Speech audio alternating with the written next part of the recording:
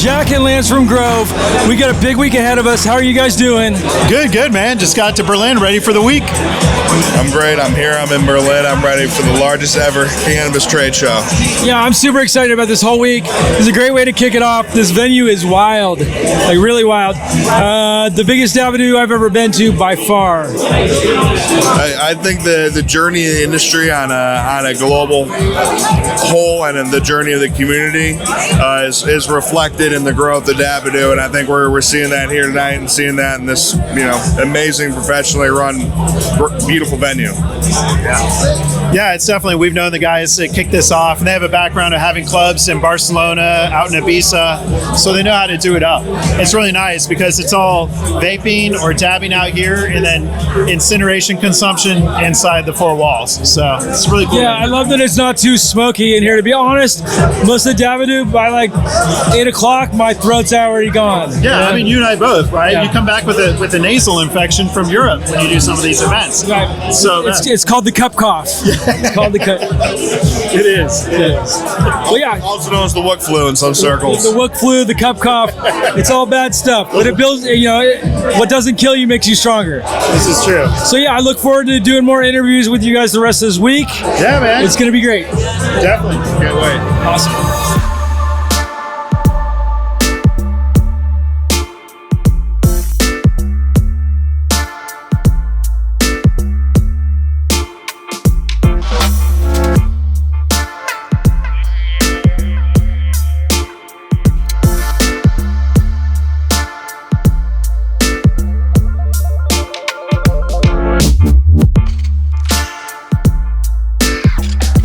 I'm here with Mila, 2025 Berlin for Mary Jane. We are at the Dabadoo. It is the kickoff to the whole event. How are you doing today? At the moment, actually, I'm quite exhausted. It's pretty wild. This venue is wild. There's a lot of people here. This is one of the biggest Dabadoos I've ever seen. Yes. A lot of excited people from all over the world. Yeah, really. So the legacy continues. The legacy continues. So congratulations. We're heading to Amsterdam afterwards too, so we'll see you there hopefully. Okay, well, then we'll have some time to hang out. Yes, that would be really good. Great. But yeah, this is amazing. Everybody's here. Like literally, it may be one of the biggest cannabis expos of all time. So I'm glad to be a part of it. I'm glad you invited us. Yeah. It's a beautiful thing. Glad you could come. And it's a really nice and such a beautiful location, this place. Yeah. And it's really nice, a lot of people. It's really modern, really wild. Yeah, I love the way they've decorated the building and everything else. Yeah. Well, thank you so much for your time, and I look forward to hanging out the rest of this week. Yes. Lovely. Love you too.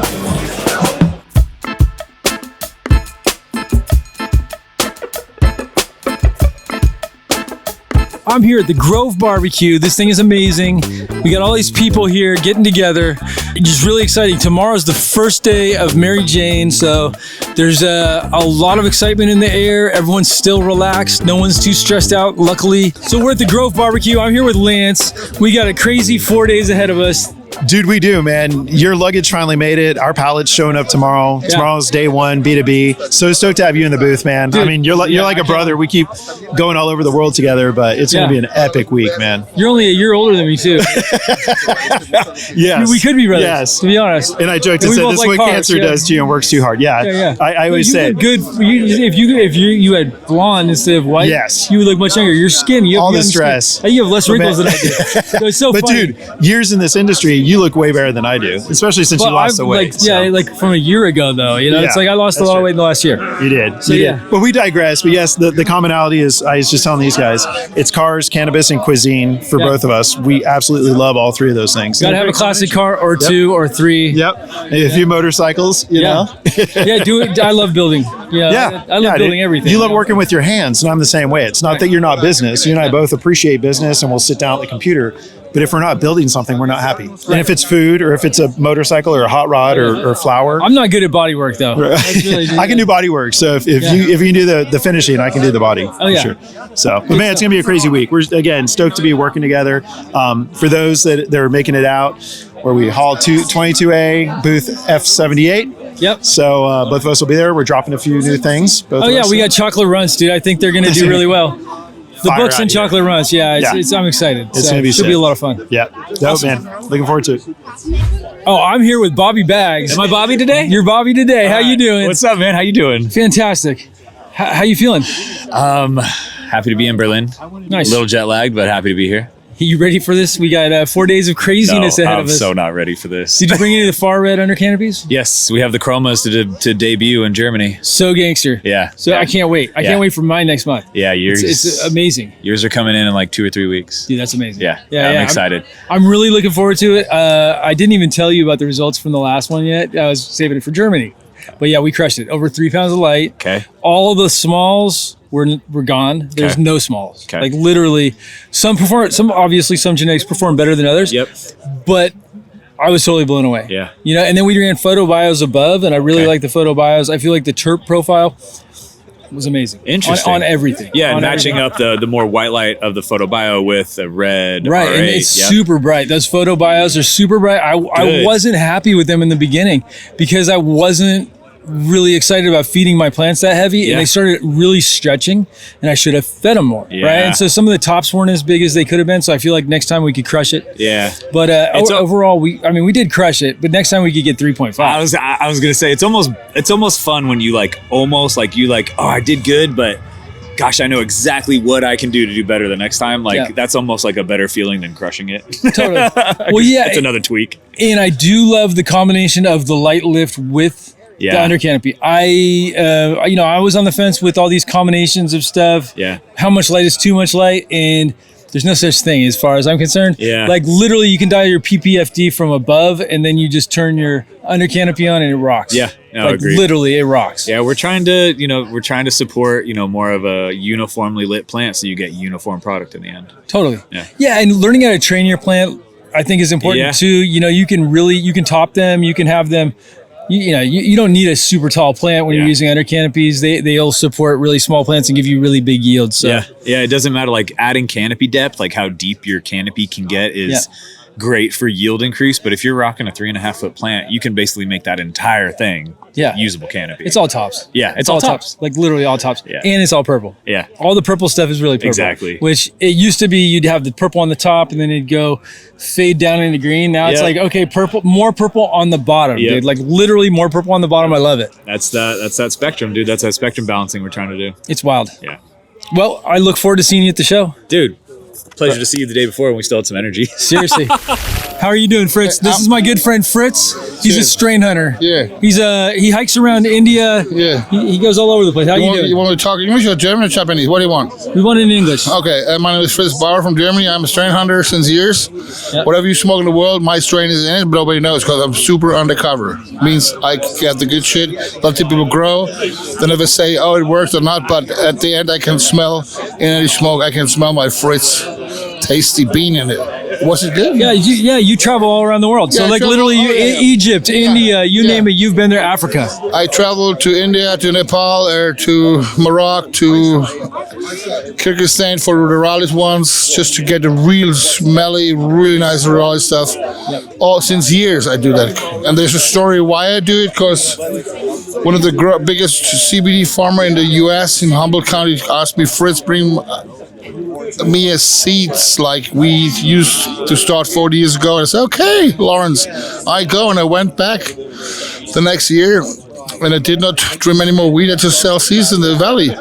And people gave me good money, and I said, okay, that's my job. And then I went to Flint, Clyde, and drink the water in Michigan, and Donald Trump won the vote there when he was there. I enforced him for that point. Anyway, so then meeting DJ Short and become closer, get like secrets about cannabis, and this is a long time ago, and now it was just like a hobby, and in between a lot of different missionary work. It's not only You do all kinds of stuff. You're also an artist. You're also a really good cook. Yeah. In fact, you cook amazing food for us today. Yeah. So you made like a pork cheese bread. It's like almost like a bratwurst without the casing. yeah. It was amazing with the cheese. Whatever and, you put, I got no machine with the casing, so I couldn't do it. But even better, I think it's better than a bratwurst. To be honest, yeah, it was perfect. the sausage keeps the moisture in one thing, like in the seasonings and the casing. So that's the difference. It's more soggy, but anyway, it was a good idea. Yeah.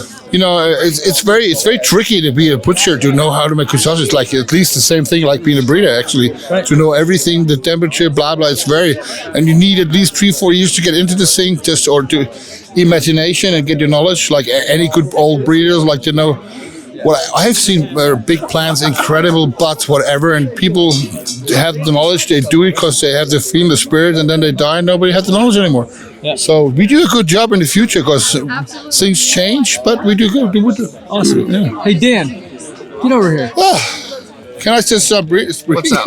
So we got Dan here. How you doing, Dan? Outstanding. Hanging out with Fritz. Hanging out with friends.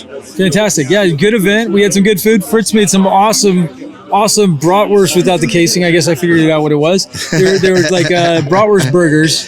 Yeah, they were. I think they were pork burgers. Though. They were pork. Isn't bratwurst pork and cheese? I don't know, bro. Yeah, it was basically. I'm learning all kinds of things about Germany. So cheese, pork, and seasonning, and really, really good. Yeah, it was good. Yeah.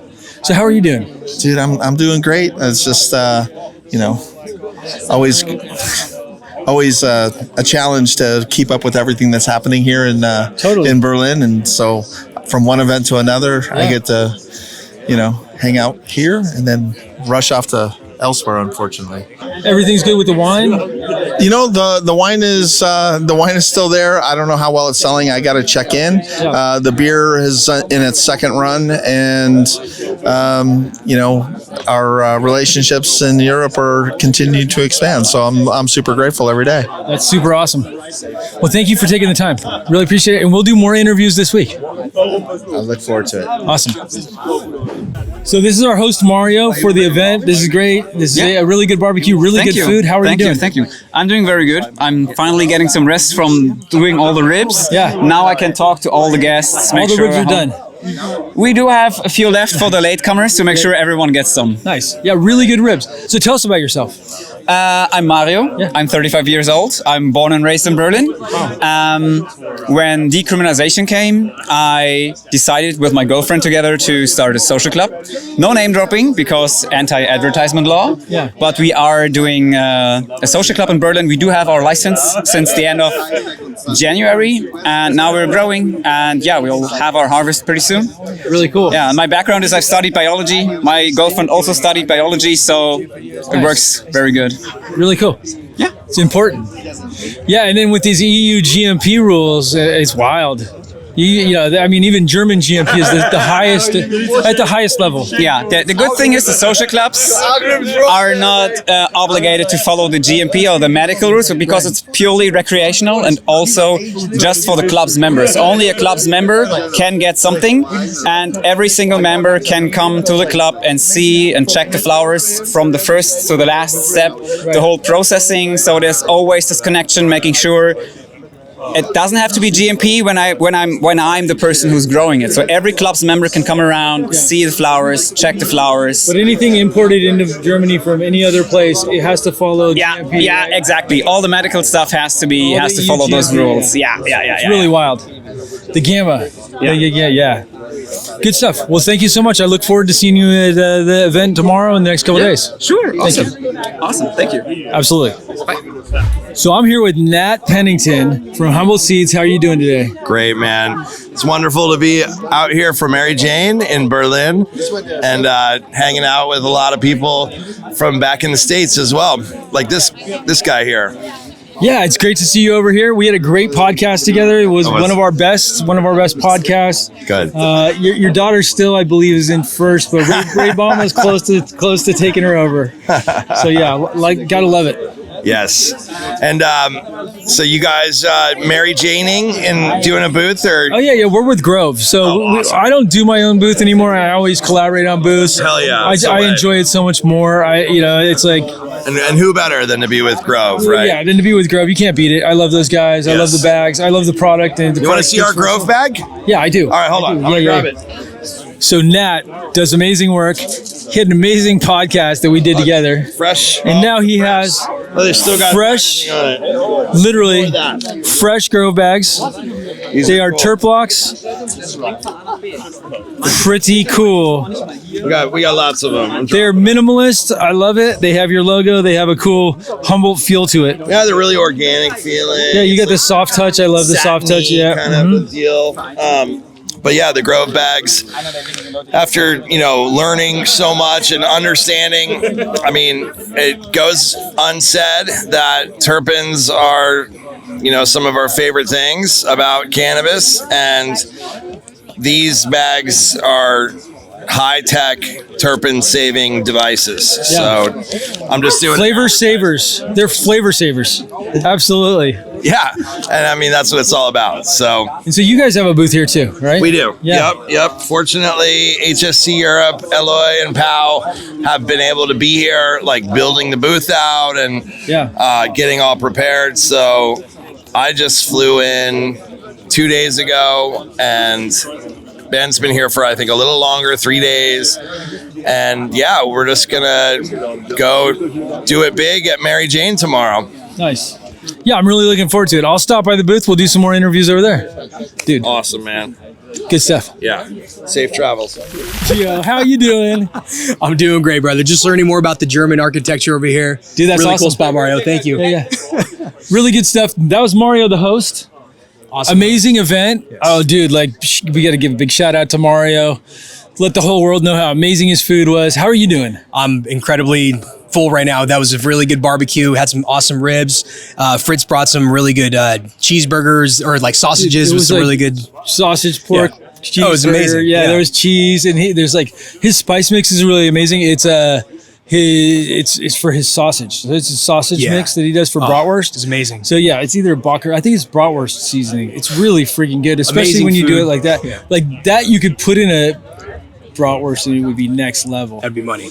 Yeah. So tomorrow the big event starts. Friday, we got this crazy panel that you put together. You curated the craziest panel I've ever seen.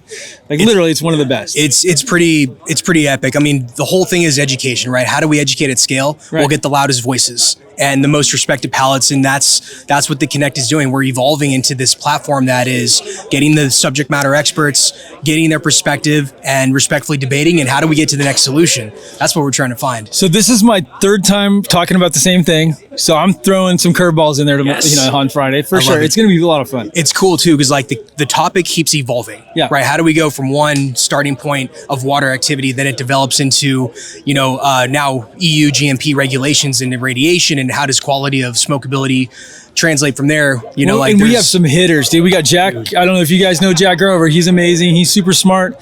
He's going to dive into all of that. Yes. And terpenes especially, and also storage and how important that is. I think degradation, right? I mean, going through the gamma ray, because this is a pharmaceutical compliance rate. So we have to be able to put something out there that's less than 100 CFUs of total yeast and mold. I mean, that's wild. Insane, right? Yeah. The ambient CFU counts for total yeast and mold is between 80 and 400. Yeah. So it's you're already dealing with something that's not going to pass. So it's got to go through this gamma ray. So right, it's wild. Crazy. It's wild. The flower here is surprisingly good.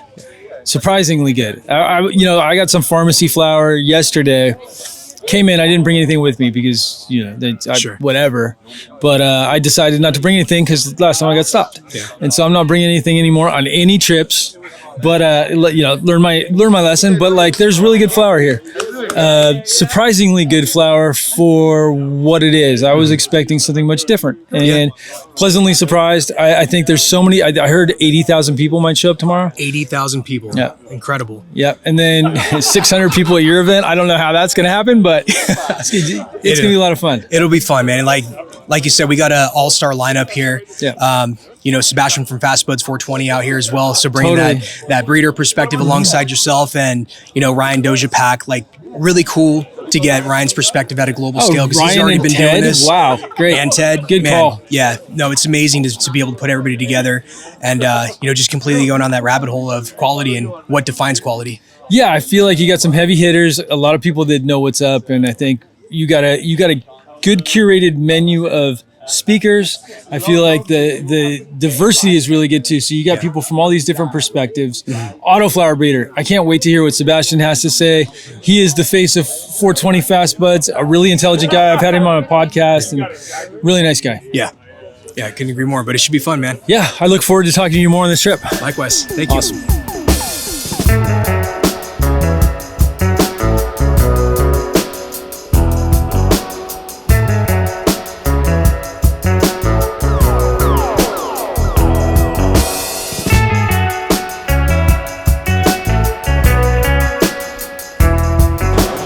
How's it going, everybody? James Loud here, Mary Jane 2025. We're in Berlin, Germany.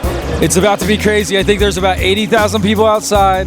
This is the quiet before the storm, and it's not quiet. I'm just really looking forward to this day. At noon, we have the Chocolate Runch Drop with Ray Ballman and LB at our booth. We got this big meet and greet. It's going to be a lot of fun.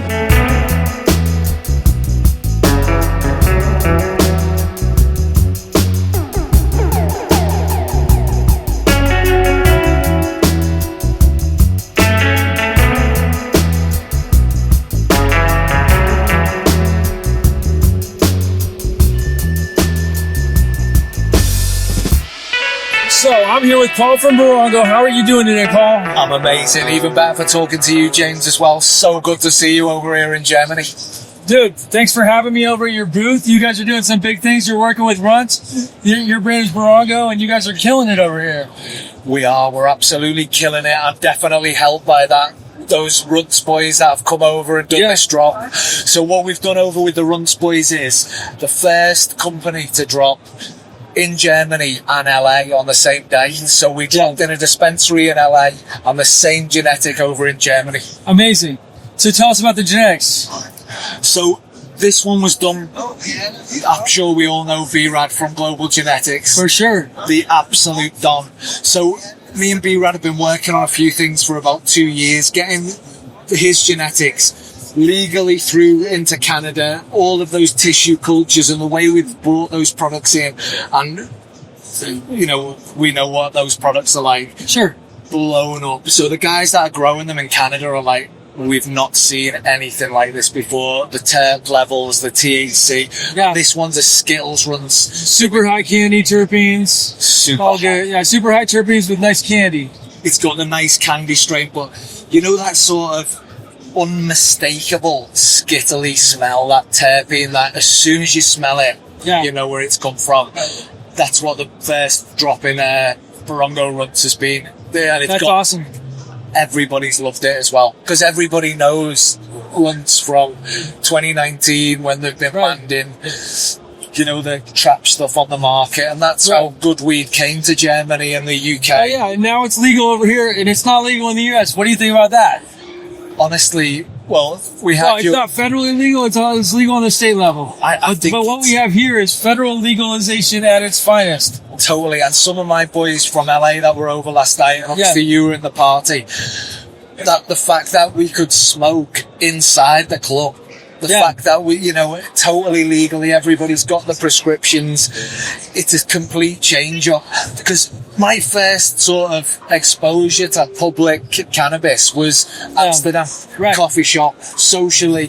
And then when I was in the States and out there so much, I was like, we should go to these dispensaries, but I can't go and meet my brother in a cafe and go and smoke a joint with him, have a coffee, get some food.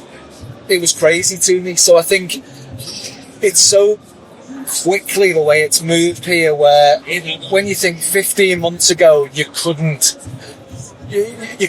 buy cannabis, you couldn't get hold of legal cannabis. Now people are smoking in the streets. You've seen what it's like outside Mary Jane. I think there's a lot the rest of the world could learn from Germany and how they're operating here.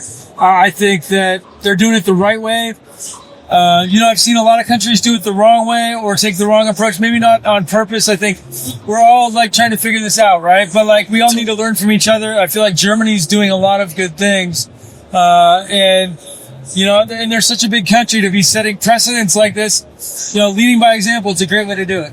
Totally. You're exactly right. They've followed some of the other more established, looked at the mistakes. And don't get me wrong, it isn't perfect, but we've got 90 million people in Germany. It's twice as big as California. So when you think about the size of a market, if you think about, the Cali market is so big, it's twice as big just in Germany. Right. UK's opening up, Portugal, Slovenia. You know, we're launching. We've launched in Australia. Going to the UK soon. We're going to drop a run strain over there very soon as well. Well, one thing I really love about this scene is there's, like, if you go to Amsterdam or you go to Spain, hash is huge. And it's big here too, but flower, people are talking about good top shelf flower, good AAAs, like the quality genetics. It's not just about the hype. People are actually pretty serious about quality flower here. And I'm seeing a bunch of it. The first day I was like, I don't know. But then gradually every day has gotten better. And, you know, it's like even the rosin that I'm seeing over here that they're producing locally. Yeah. Some amazing stuff. You know, I couldn't believe it. Honestly, some of the stuff that guys are home growing, pressing of this rosin, they've been desperate to do this. They've not known where they're getting this flower from in the black market, heavy metals, pesticides, anything in it. These guys are treating this cannabis like it's the children. You know, when they're growing this, they couldn't put more care into it. So that's just improving the market. And the other thing is, the market, the flower quality 2 years ago was so bad. You'd open up a bag and it was dust. You know, it was terrible, irradiated product. And the German market didn't want that, so they'd pay high prices for the very few high quality strains that were there. So now that the market's a bit more established, and like, you know, guys like me will not bring any shit into this market. It's as simple as that. Any product that we bring in would go onto my prescription. I will smoke myself. I want to smoke it, or we don't bring it in. And it's not, let's just say, not everybody's buying strategies in the same way as us. We care about the quality. We care about the culture. And it's, you know, establishing credence for German cannabis. Right. Yeah, I mean, I love it. So tell me about your brand. So, as I say, we wanted to establish, we're in a medical market, so everything is very, very strict the way we have to run protocols on EU GMP. But what we want to bring to it is the culture as well. People don't just consume cannabis for like a medicine where you want X amount of milligrams of THC. And it's all about the terpene profile, the endocannabinoid entourage effect when you bring in like quality product in there. And I know, like we were talking about, how Germans love American culture, love California, and they love all of those brands. They love Runts. Everybody knows them. You know, Wizardries, DOJA, all of those guys. They smoke them on the black market here. So we wanted to establish ourselves like that type of brand, you know, where we've got all of that culture about us and everything else, and bringing in only the top quality product. That's the key to it all here. That, you know, we're not in it just for the money. You know, there's people in here that have had heavy investment, that have got different motivations to what we've got. We're in here for 20 years, 25, 30 years. We want to be the biggest European brand. You know, we want to go the other way and establish ourselves into the States. As I say, we dropped something in Jungle Boys, and it was amazing. The reaction from Europe to see, like, hang on a second, we're not waiting like 6 months for something that drops in the States. We're getting this in the same time. That's what we want to bring, that absolute freshness to the market. I mean, I think it's working with Runts is a good thing. You know, it's like, you can't buy community, you can't buy culture. Those are things that have to be built. And working with guys like Ray Bama, working with LB, like, I feel like they're bringing that Bay Area culture to Germany and helping you guys to lift it up. Honestly, thank you. And last night I had the guys up on stage. You were there. LB dropped a few different tunes, including Rush Your Life Up, which is such a big track over in Germany. Nice. Everybody knows it. And I was looking out to the crowd thinking, the guys are so happy to see that culture, bringing fashion, music, cannabis all together. In Germany, in Berlin, everybody's smoking on. Right. It was amazing. So good. So what are your plans for the future? We've got a lot more strains dropping. So over the last sort of 3 years, we've been establishing our supply chain, and as I say, it's so complicated here. Unfortunately, we can't cure sticking to Mylar bags and get it out the door. There's different processes that we have to go through. but we've established, I've been to probably 250 facilities on 5 continents. Wow. You know, because that's the beauty. If you're buying from California, selling in California, you can only buy from California. Well, we can only buy from all of these other locations around the world, bring it in. So I have been hunting for strains for 3 years, not for playing. Been to 5 continents, as I say, and it's just been beyond the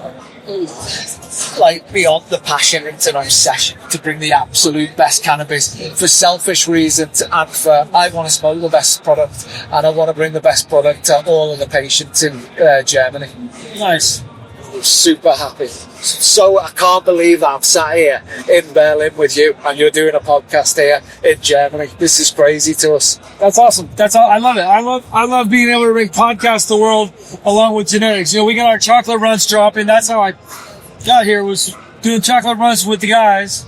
You know, we dropped an exclusive here at the show, and you know, I think this whole scene is so amazing right now. It's such a beautiful time to be alive and to be witnessing cannabis. Totally. We got Remo walking by here, you know? Oh, Remo as well in the picture. And Misha. Misha's one of the biggest influences over in Germany as well. Don't know if we can put them on camera. Come over here. Come over here. Yeah. We got Remo. I didn't realize you were filming. I thought this guy was filming. He's filming, but if we get Remo, have a seat. We're doing a podcast. Yeah, we're doing an interview real quick. By the way, thanks for inviting us to that great party last night. LB, he's a very cool guy. I actually got some pictures with him. Very normal. I talked to him. Very cool guy. Such a good guy. Well, you're a legend yourself, Remo. So legends know legends. Oh, thank you. You know, we've been at it for a long time, and you know, it's really good to see. This is the way the German people embrace cannabis here. They love cannabis, and they love good cannabis. It's good. And it seems they like the runs here. They love the runs here. It's gone. Hey, they're excited about how we were excited about it in 2010. I get that same vibe right here in Berlin right today. You know what I mean? Like they're excited on it. The level, like California is a little jaded right now. Yeah. Canada, they're a little jaded up there too. No. But here, the energy is alive. I've seen the whole cycle. Yeah. This is the beginning of the cycle. So this is when you want to get in. This is when you want to be involved. Because what'll happen is when we get overproduction, then people don't get happy anymore. And that's what's happened to Canada. Totally. I think that's the thing where now all of these brands are being established. Exactly. You know, like James says there, that's why we bring the credence from the guys who've done it all before. We've learned from these other markets and what's gone wrong in some of these places. And we're doing our best to learn from those things and make the German cannabis market the best in the world if we can. Yep, you know, heading that way. Heading that way. You know, seriously, the quality I've seen here has just been unbelievable. Some of the best weed in the world right here. Because literally they shop everywhere and take the best and bring it here for the people. That's amazing. That's, to be honest, what I was just saying as well to James. I've visited 200 odd facilities in the last 3 years, 5 continents. And I've seen a hell of a range of product, from absolutely terrible to some incredibly good product in your part of the world where we can buy from. BC is the best cannabis that we're seeing, you know, and no way. Canadian. Oh, that's awesome. So I'm from BC. Of course, from Van City. So, yeah, we're trying to bring all of that product in here, miss all of this stuff. Unfortunately, some of the stuff in Europe hasn't quite caught up yet. We haven't got maybe the know-how on the growing side in some of the other countries that you guys in North America have got and established. But we're trying to bring that over here as much as we can. And, you know, like James's seeds as well that he's dropping here. People are going to be so excited to be growing these products here in Germany themselves. So it's just such an exciting time to be here. Actually, I remember, James, was it 2010, 2011? Yeah. You gifted me a jar of Girl Scout cookies. I don't know if you remember that. Yeah. You know, it was actually I hadn't smoked Girl Scout cookies at that point. Yeah. And then you gave me some, and I got it. Yeah. Stuff was amazing. That was the Loud Scout. Originally, yeah, 2012, it won the cup in High Times in Amsterdam, the hybrid category. Wow. But yeah, I mean, you've been around a long time. You've been doing this a long time. You've been crushing it. You're one of the reasons that we're here today. You were one of the pioneers on YouTube before all these other guys. And with the big purge, you lost a lot of your content. I did, but you know what? I'm still here. You're still here. You're still doing it. Yeah, but you're here, and then there's guys like me who kind of followed in your footsteps. We got you and Adam Dunn and Kyle Cushman that were really kind of doing it. And I saw this thing, then we see Joe Rogan and all these other guys, but you are one of the motivators behind me doing interviews, doing podcasts, all this stuff. So, well, thank you. Amazing. That's awesome, James. Yeah. Hey, thanks for having me here. Honestly, you are considered an absolute don in this country. Everybody was so excited when you were on our stand yesterday. The guys come over to me, buzzing away, desperate to see everything that you've got, and so really appreciate you dropping in. So, Remo, what are you doing here in Germany? You have business over here. You got your nutrients over here, I'm sure. Well, yeah, we have our nutrients over here, but we're also doing a special seed drop just for Germany. Really? So we're introducing 6 new strains from Canada. And this is another little fact. My mother's German, so I'm half German. No surprise. Yeah. No surprise. Crazy. I love the new Germany better. The dope smoking Germany, that's where it's at. Honestly, I love it, definitely. No. Well, and they're doing it right with allowing smoking in the streets and smoking in clubs. Oh, and you know, I love that fact that you can smoke without worrying about getting arrested. In Spain, it was like that for a while. It's not like that anymore. You cannot smoke on the streets. I know. You know what? Actually, it seems to be freer than Canada even. Yeah. Like, seriously, with the cannabis, it's way better here. I don't know why. And we've been at it for since 2018. Right. We still haven't got legalization right. Yeah. I do think, though, the one thing in Canada, Vancouver Airport, where they have a cannabis smoking area, how good is that? So, yeah, I can actually smoke. I've got a little video. I got a picture of this. I will show you the picture. What place. I love it. You'll be able to smoke at the airport. Honestly, to be able to smoke a joint before you fly. Anyway. Thanks, Remo. Thank you for having. Thank you very much for coming over again. Really appreciate it. In front of the camera. Oh, we're used to it. It's okay. Honestly, it's an honor to have you on. So I guess if there was one thing you would change about the way they're doing things here in Germany, what would the one thing be?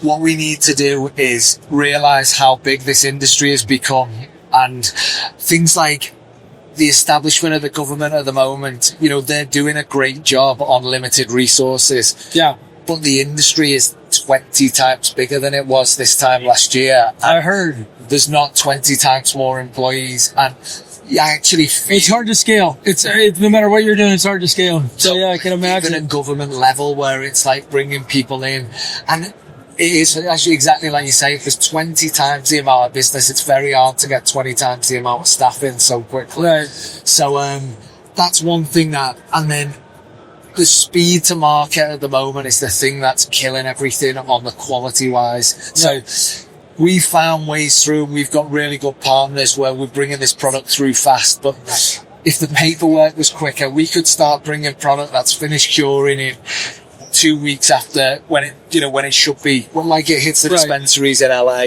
as opposed to 6 weeks later when it's just not. It's a 9 out of 10 instead of a 10 out of 10 with some of these products. Sure. So that's the biggest thing that we need to change. Well, thank you so much for your time today, James. I'd love to invite you out to California. Next time you're out there, let's do an actual sit-down podcast in my studio. We'll do the real deal. I love interviewing good people, and I feel like you're really good on camera and you have a lot to say. So let's do it. James, honestly, I really appreciate it. It's been an absolute honor. I will definitely be out to Cali in the next couple of months, and that will be my first port call. I'm humbled. We'll smoke at the facility. We'll smoke some of the new stuff, some of the new Ranch Crosses. Amazing. I love it. If people are looking to find out more about you, where can they go? Go to Finos on Instagram or Barongo. We've got content dropping every day, different bits of content. We've got all of our strains, really showing what the market's like in Germany. So please give me a follow. It'd be an honor. Awesome, James, dude. Thank you, bro. Thank you, bro. Yeah. Thank you. We are at Mary Jane 2025. How are you doing today? I'm doing okay, man. I'm really enjoying the event so far. Yeah, it's wild. I think 100,000 people.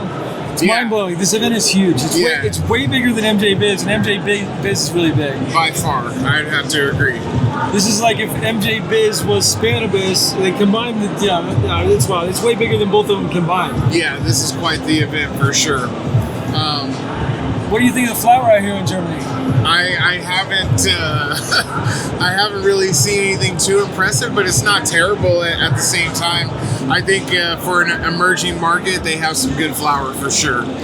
I agree. I have seen some amazing. I've seen the top of the top out here too. Have you? I haven't. I haven't seen that much here. So I sell seeds to a lot of guys, and they came back here after Cannabis, grew the stuff out. I've been seeing my own stuff where I'm really impressed. And it's guys with closet grows that have 2 lights that are growing really amazing stuff. Where I'm like, wow, it reminds me of California 20 years ago. With the closet grows, because nobody does closet grows anymore. It's just not worth it for the most part. Yeah, and there's a lot of variety when you do that as well, because when it's set up like that, so many of those closet grows are growing so many different strains that that brings a lot of diversity to the industry, which I think is something that lacks in the California market, and just the U.S. in general. Yeah. Everybody's growing so much of the same thing. That we've kind of lost diversity. Totally.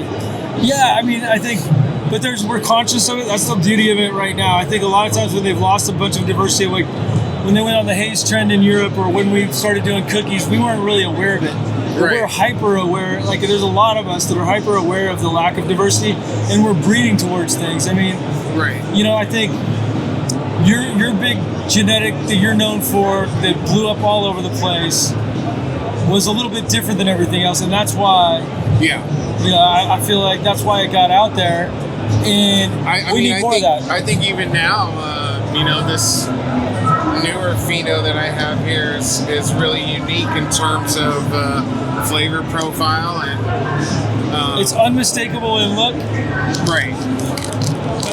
It smells amazing. That's the one that won the Gas Battle Royale last year in Vegas. Killer. That was a good one. Yeah. That was a good one, yeah. Well, it was cool because the year before I won the candy, and then the year later I won the gas, Yeah. With 2 different phenos. So I think that says... It says a lot. Yeah. It says a lot for sure. No one-hit wonders over here. I'm going to continue to try to bring original flavors to... the marketplace, into competitions that people really haven't seen or haven't seen in a long time. Yeah, you're doing clone sales online now too. You're crushing some clones. Yeah, clones is a big thing for me. But more consulting nowadays. I'm running 600 lights out in Oklahoma. Wow. Even now, I'm running it remotely as I'm here in Germany, and that's been quite the task. But the owners Coco or Rockwell? Yeah, Coco. Nice. Yeah, they put a lot of trust into me, and right now they're getting really great results. So, that's fantastic to hear. Yeah. Yeah, that's a good size system. Yeah, 600 lights is not is quite the task, but right now we're ramping up. We're running it with the skeleton crew, and out of the 75 light rooms, we have 4 of them full. By the end of the month, all 7 will be full, and it'll be fully operational. Really cool. Well, yeah. So as far as Germany, what are you most impressed with? So far here in Germany, I like the fact that it's legal nationwide. I mean, I think that's the ultimate dream for America, right? Like, it's legal everywhere you go, and they have like a national laws in place for consumption and what you can carry and all that, and it's basically and what you can grow. And I think that's what we need in the U.S. Something that nationwide covers everybody, and we can just do what we do and be free with the plant as we should be. Totally. Well, thank you so much for your time today. If people are looking to find more about Mile High Dave, where's the best place to go these days? Instagram at Mile High Dave 420. You have to type in the whole thing because I'm shadow banned. So Mile High Dave 420. That's the best way to find me. Excellent. Well, thank you so much for your time. I'm giving you an open invite to come on the podcast back home anytime you'd like. I'd love to, brother. Thank you. I appreciate it. Absolutely. Yeah. Thanks, Dave. Thank you.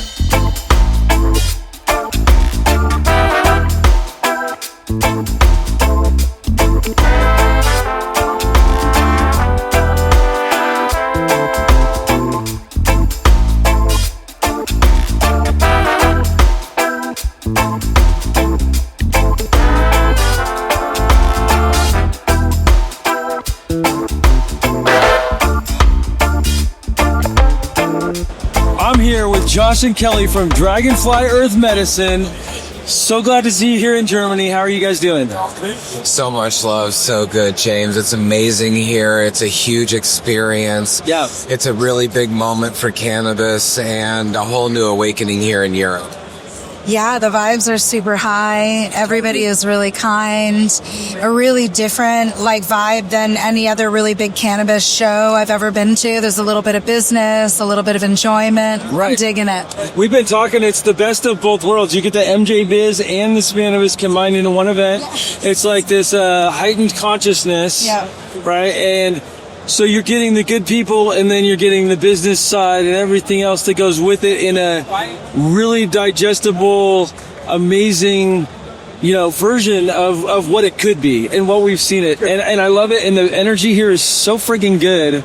And now seeing you guys here, it's like, okay, this is great. This is great. It's all happening. We have a good collection of people that came from our area and our culture that have come out here to share their story, share their products. A lot of people out here have been following the story through podcasts like what you have and other people's stories, and they're really excited when they finally get to meet, kind of someone behind the brand or someone behind the name. So it's been super fun connecting with people on that level. And they're not used to being around tons of festivals where they're just used to seeing everyone. So it's super fresh. And Berlin as a city is super interesting and really amazing. spectacular. It's very, very Americanized, and I feel very at home here for whatever reason. There's a bunch of things, but besides the English scattered throughout the city on the restaurants and buildings, people here, a lot of them speak English. Yeah. They have good energy. I think California energy almost. And also we're from California, bringing the energy here. But I love it. I love all this stuff. There's a handful of people I wish were here. I don't know if our good friend Maya told you about her new show that she's going to be doing. She did. But it's super exciting to be working with her on some of that stuff. So, yeah, it's going to be really cool. Yeah, I'm really excited about that collaboration that you two are going to have. For sure. I wish she was here. I really do. She would appreciate this on another level, She's doing the mom thing really well. Yeah. Right now, and she's got a babe at home, and that's really first priority, and her business is absolutely popping right now. Right. Which is incredible. All of her own products. I've been really, proud of her rolling it out as a single mom. Wow, really incredible. Not easy. It's not easy, and I think there's some people that can just pull stuff off, and she's one of those people. Well, she works nonstop, like you do. Right. And we've been seeing a tremendous amount of really beautiful material coming from you, where you're really getting to the heart of things. It's interesting. You're not glazing it over. It shows, a true root and what can grow from that, Thank you. And having a true root in the industry in the way that you do, and then now doing your show, and then your book, and now these amazing genetics you're going to be putting out. It's just, I feel like it's in good hands. The industry is in good hands in a lot of ways. I think. Yeah. And people like yourselves as well. It's like we're here to support everybody, and it's a beautiful thing. And I think, we're slow. I hate to say this, but we're slowly but surely becoming the elders, which is, it's not a bad thing. It's just reality. And I think this is the first time I've even had this thought, but it's like it's the reality of it. As you gain experience and you've been doing stuff for a while, you basically can pass on stuff to other people, and that's our job, right? And so with the podcast, with the stuff that I do, with the book, it's like I'm trying to pass on information, pass on experience to that next generation of people coming in. You guys have a lot of experience in this. You're doing the same thing. It's beautiful. I see your interviews. I see them. I see them all over the place, and they're really good. Your Barcelona stuff you guys did for Cannabis, it was like an extended trip. Lots of experiences, and I love it. Yeah, nice. Thank you so much. We've had the best time creating it, and we feel like we've always been just kind of part of a long line of teachers and teaching. So, at one point you become an elder, but really you've learned something from a whole group of people and generations before, and you're in the middle of your teachings. And we do have the gracious beauty of being grandparents now. We work with our kids, blessings to Sky and Sierra. Thanks. At home, taking care of things, and we have a family farm, and now a granddaughter who's cruising all over the property with us, who's super vibrant and very passionate and amazing she loves to make food. Yeah. She can straight up make banana bread right now with no one's help. And That's she's the 3. best. She's 3. I love so. it. Yeah, that was me too. When I was a kid, I loved cooking from as far as I can remember. But yeah, there's something that's special to be said for being part of a collective consciousness that's so much bigger than yourselves and being aware of it. Because I think we're all part of some form of a collective consciousness, but once you're aware of it, you can really embrace it and make it your own too. Yeah, and it's like, if we're going to go there on some kind of another level, if the plant is responsible for a lot of this, you know, it's why we know each other. We're here today because of a plant. It's why we respect amazing. each other so much. And, you know, I want to learn about what you're learning about. And I feel like there's something else that's sort of going on that the plant puts us together. And here we are now, so many of us that have threaded our lives. You know, there's some people here that I've been swinging bags of weed with since, 91. Wow. And other people who have come into the industry have always been growers and now have these beautiful seed businesses. And now here you are, probably everything that you ever hoped and wished and dreamed. I love it. Yeah. Is totally here right in front of you. And now I believe that consciousness that then us coming together of her like, okay, I'm going to sit everybody at the table. I'm going to put you all here. Everybody's invited. Come on now. I'm feeling that vibration and we're going to walk away with some kind of an awesome understanding of each other more globally rather than just in Cali, more globally than just in Oregon or whatever it is. For sure. And I love that vibe. Me too. I love that energy. And, when things just happen like this in real time, in the moment, it's just such a beautiful thing. And there's people from all over the world, Australia, Japan, Russia, America, everywhere, Spain, and then even South America. There's a lot of people. I had someone that bought seeds at Cannabis last year, made some rosin from it, brought it here to show me from Colombia. And it's the best version of that I've ever seen. And it was so special just to be part of that. Like, it's not even that I made it, right? Because that's a weird thing, making stuff. It's like you were part of the creation. I was in line as part of somebody to help push the plant forward to get to the point where it's at, where he's showing me a jar of stuff that was from some genetics that I had some part of. And you curated it. I curated it, and it's like I created these genetics, but did I really? You know what I mean? It's like you're a big part of.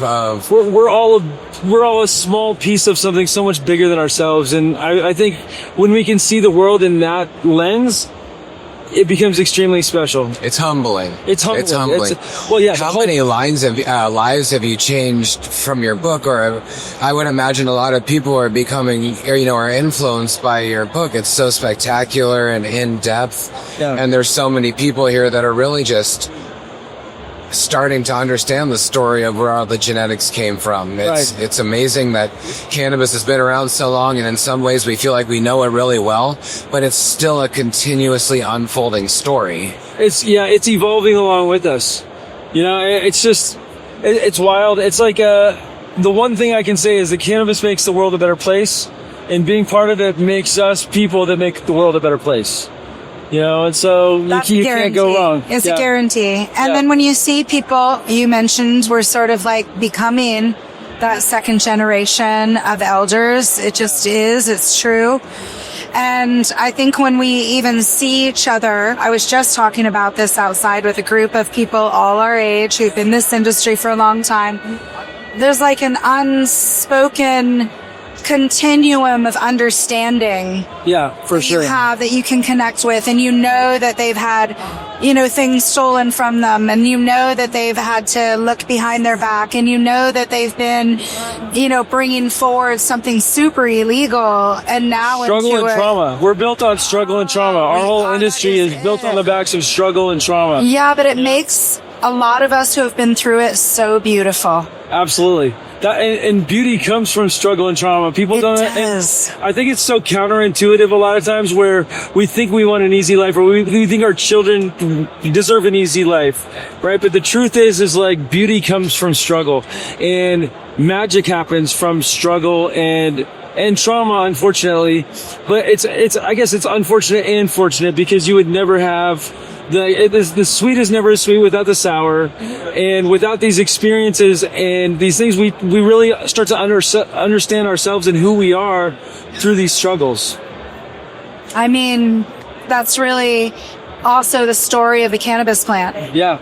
100%. And getting to this point, you know, now we have the capability to test it, to take it out of these, you know, there's still a lot of people who have basement gardens and they're hiding from the cops, and bless them, because they're watching us feeling like, man, I can't even do that. But I have that problem. We're holding space for you all. Yeah. We are continuing to pave the way to help people. Well, and there's room for everybody. Everybody who's passionate that wants to be here, there's room for you here. Yeah. And so people feel like they're being pushed out of the industry. You just have to find a different lane or a different space or different people. You have 100%. To find the right people to work with that will help elevate you. And I feel like working with other people that elevate their friends, that's how life should be. That's how it's got to be. Yeah. Otherwise, pack it up. Yeah, you're working with the wrong people if your friends aren't elevating you. Yeah, we have to be elevating ourselves. The plant is elevating. Yeah. It's well, making if no these one incredible elevates changes. You need to elevate yourself, right? So you got to pull your pants up, just like everybody else does. Get out of bed in the morning and work hard. And that's part of the struggle, you know, and that's part of the beauty of it. And it's never going to be easy all the time. It's going to be a struggle, and then it's going to be easy, and then it's going to be a struggle, and it's going to be easy. It's always ups and downs, you know. I think with everything that's great. I have a question for you. For sure. What is, if you had to like give one piece of advice? Yes. To everything that we're talking about, and to what got you here, sitting in this couch, probably fulfilling really all of your dreams. Yeah. And not without struggle. Could you offer any piece of advice to people? Because there's a lot of people watching you. The question on my podcast that I always ask other people is, what's one piece of advice for your younger self that you would give? Oh, I like that. And I think it's don't be afraid. The biggest thing is don't be afraid. Don't be afraid of failure. Don't be afraid of, of the world, of other people, other things that seem scary. You know, face it head on. If you can face it head on, face those things head on. This industry is not easy. It's, nothing's easy in life that's great, and if it is, it's probably not as great as it seems. And, it's like the grass, it always seems greener on the other side, but really, like, I think we need to build ourselves around. And a lot of times, you think money is going to solve all your problems. Money does not solve all your problems, right? It actually exacerbates things. So, like, it's a funny thing, because people think, money's going to fix all my problems, and money will fix some of your problems, but the root of your problems is inside, and it's internal. And if you love yourself, that's the biggest thing. So I think self-love and understanding that the world is tough, those are the two biggest. And you said, you can't be afraid. Yeah. And you can't be afraid to fail. Well, I mean, like, you're gonna fail. You're gonna fail. You're gonna freaking fail. Right. And I think lots. Getting over the fear, because I think there's like love and fear. Those are the two things. If you can get over fear, you're getting over half of everything. Right. And just because you fail really doesn't make you a failure. No, it's a learning experience, right? It's just part of what it takes to bring your craft deeper into what it's supposed to be. I feel like jiu-jitsu is a great way to learn life, right? Because you start out, no matter how good you think you are, you're not good in the beginning, and you get beat a lot, and you get choked out a lot. And it's a good way to understand life, because if you keep on and you're persistent, you get better, right? And eventually you may never be great, but you're going to get a lot better than you were. And progress happens over a long period of time. And it's strategic, and it takes discipline, and it doesn't just fall in your lap to become a jiu-jitsu. And some guys get it easier than others, but that's how life is, right? Life is never fair, right? The second we start assuming life is going to be fair, it's flawed, and that's just how the world works. Yeah, and it's a lot like genetics. Right. yet again, you know, you keep showing up. It's a long process. You keep putting in the time. Oh yeah, working with the plant. It's like some people get lucky and their first crop is just amazing. Yeah. And then there's guys like me that struggled, but I was persistent and I loved the plants so much that I kept working with it and even breeding with it. And the stuff, the funny thing is a lot of times when you're younger, you think you're so good. You have this ego about yourself. And even like when I first started breeding, I'm like, man, I'm a good breeder and I know a lot. And when I wrote the book is when I learned what breeding was all about, really. Like, I learned so much more about breeding and the science of it, not just my own experience from breeding, because anybody can make seeds, but through the pheno hunting selection and all these things. And, you know, it really puts the world into perspective. It really does, because patience is everything. Yeah. And it's like, I always say, wait for it. Yeah. You know, and here we are now. We've waited a lot for it, and we're going to wait for a lot more. Right. You know? Well, so I'd love to have you guys come down next time you're in the Bay. Come out, visit, come to the facility. Let's do a show. We'll do some food, a lot of fun stuff. Yeah. I mean, I have been hearing about your meals, about your food. It's really beautiful because not only are you getting information and allowing people to tell their story, but you're also feeding them. There's it's something really to be said beautiful. about that. Like, it's awesome. I love what you're upholding. It's very nurturing and it's very allowing. Well, I love Thanks that so much, connection James. too. Yeah. Oh, absolutely. Absolutely. Yeah, there's something about that connection. We're feeding people. We've been eating together for all of existence, right? And so it's this connection that we all have. And cannabis is like that too. It's a very pure connection that combines all of us. Yeah. So thanks so much. Thank you for your time. So I'm here with the man, the myth, the legend, Mr. Miami Mango. How you doing? I'm doing great, bro. This is bringing back memories back to old school California, maximum yield days, you know, chalice days where there was culture in these events. Definitely not chatty. This is definitely bringing back some memories. Yeah, I've never been to an event with this many people besides MJ Biz, maybe. It's crazy. It's on another level, though, for sure. Yeah, it's definitely good to see the cultures back. I mean, there's people smoking weed, rolling joints everywhere. You know, they're selling clones. There's corporate people here, but there's also industry people that been here from the beginning. So it's definitely a breath of fresh air. It's pretty cool. I'm enjoying the fucking time here. I didn't think it was going to be like this. Yeah. I'm definitely blown away. I'm definitely going to come back next year. We're definitely going to have, hopefully, bring it even bigger next year. Nice. And you've got Tyler's out here partying and having a good time, it looks like. Dude, the whole crew's out here partying. Yeah. We actually got two booths this year. We have a Trollmaster Think Grow booth, and then we have a Mango Tech Europe tent or booth. And then we're going to see if we can possibly collaborate those, put them together into one big booth next year, and you know, try to do our Europe thing. I had no idea you were crushing out here too. But yeah, congratulations. It's awesome. Crushing is, I don't know, we'll see. We'll see. I mean, crushing is the eye of the beholder, however you say it. You crush everywhere you go. I try. Yeah. I crush everywhere I pass by. That's what life's about. Yeah, absolutely. For Glad sure. to see that you're here. Yeah. I see you're signing here books left and right and selling seeds, baby. It's a lot of fun. Yeah, it's a lot of fun. I love it. I love this event. Yeah, no, this is definitely enjoyable. It's like Cannabis, but on steroids. Yeah. So yeah, it's like, pretty cool. It's Absolutely. The German Cannabis, of course. It's on steroids. Yeah, a lot nicer cars here than Spain does. Yeah. I don't know about any Spanish model cars. Nice. Yeah. So what's going on? What do you got going on? Anything tonight? The Terpengeist. The Connect event tonight. Yes, I'm gonna go. It's gonna be sick. Yeah, I heard. So we're definitely gonna come out and support you guys. So some of the other guys from Sacramento. Actually, this hall, there's 20. This is hall 22. There's a bunch of California people here. I see Wizard Trees across the street. Oh, Wizard Trees, Humboldt Seed Company. We got everybody in here. Yeah, Preferred, Blueprint. Faven's out here somewhere, so yeah, it's definitely it's funny because it feels like we're in California still. In a way. It does. This city actually feels a lot like California in some weird way. Yeah, I can't quite put a pinpoint on it. It might be because there's so many Californians here right now, Possibly. But the food is good. The people are good. Everybody's so friendly and nice. It's great. Yep, definitely enjoying the time here, and I like to touch base that the food is actually pretty good. I never had good luck coming to Germany and enjoyed food, but this trip, I don't know. I've been hitting it pretty good with the food department. They've been crushing the barbecue out here too. I had barbecue last night and the night before. Really? Oh, dude. We were at the Runts event and they had barbecue and their brisket was pretty freaking next level, dude. Sick. I'm gonna have to go try it then. Yeah. Nice. Good stuff. Well, I got to get on your podcast one of these days. Mango After Dark. Yes, sir. How's that going? It's doing freaking great. I think it's gonna pick up. It's gonna take off, and can't wait to have people like you around. So we sent you the package. Tell us a date, and we'll have you on. Looking forward to it. You get to be on the other side of the mic. I love it. I absolutely love it, bro. Sick. All right, guys. Thank you. So I'm here with Khalifa Genetics, Mary Jane 2025. How you doing? Hey, pretty good, man. How you doing, James? Fantastic, man. This is quite an event. Oh, yeah. And I know you talk about Cannabis a lot, but what do you think about Berlin, man? 10 out of 10. Oh, yeah? 10 out of 10. The energy is crazy, man. So many people. Yeah, I mean, I'm already thinking of ways I can improve for next year for myself because the event was a 10 out of 10. I feel like I could have done better. I could have brought it harder. We brought a bunch of seeds and a bunch of books, and it's been going really well. We did this chocolate runch drop. That was good. But how's the show been for you?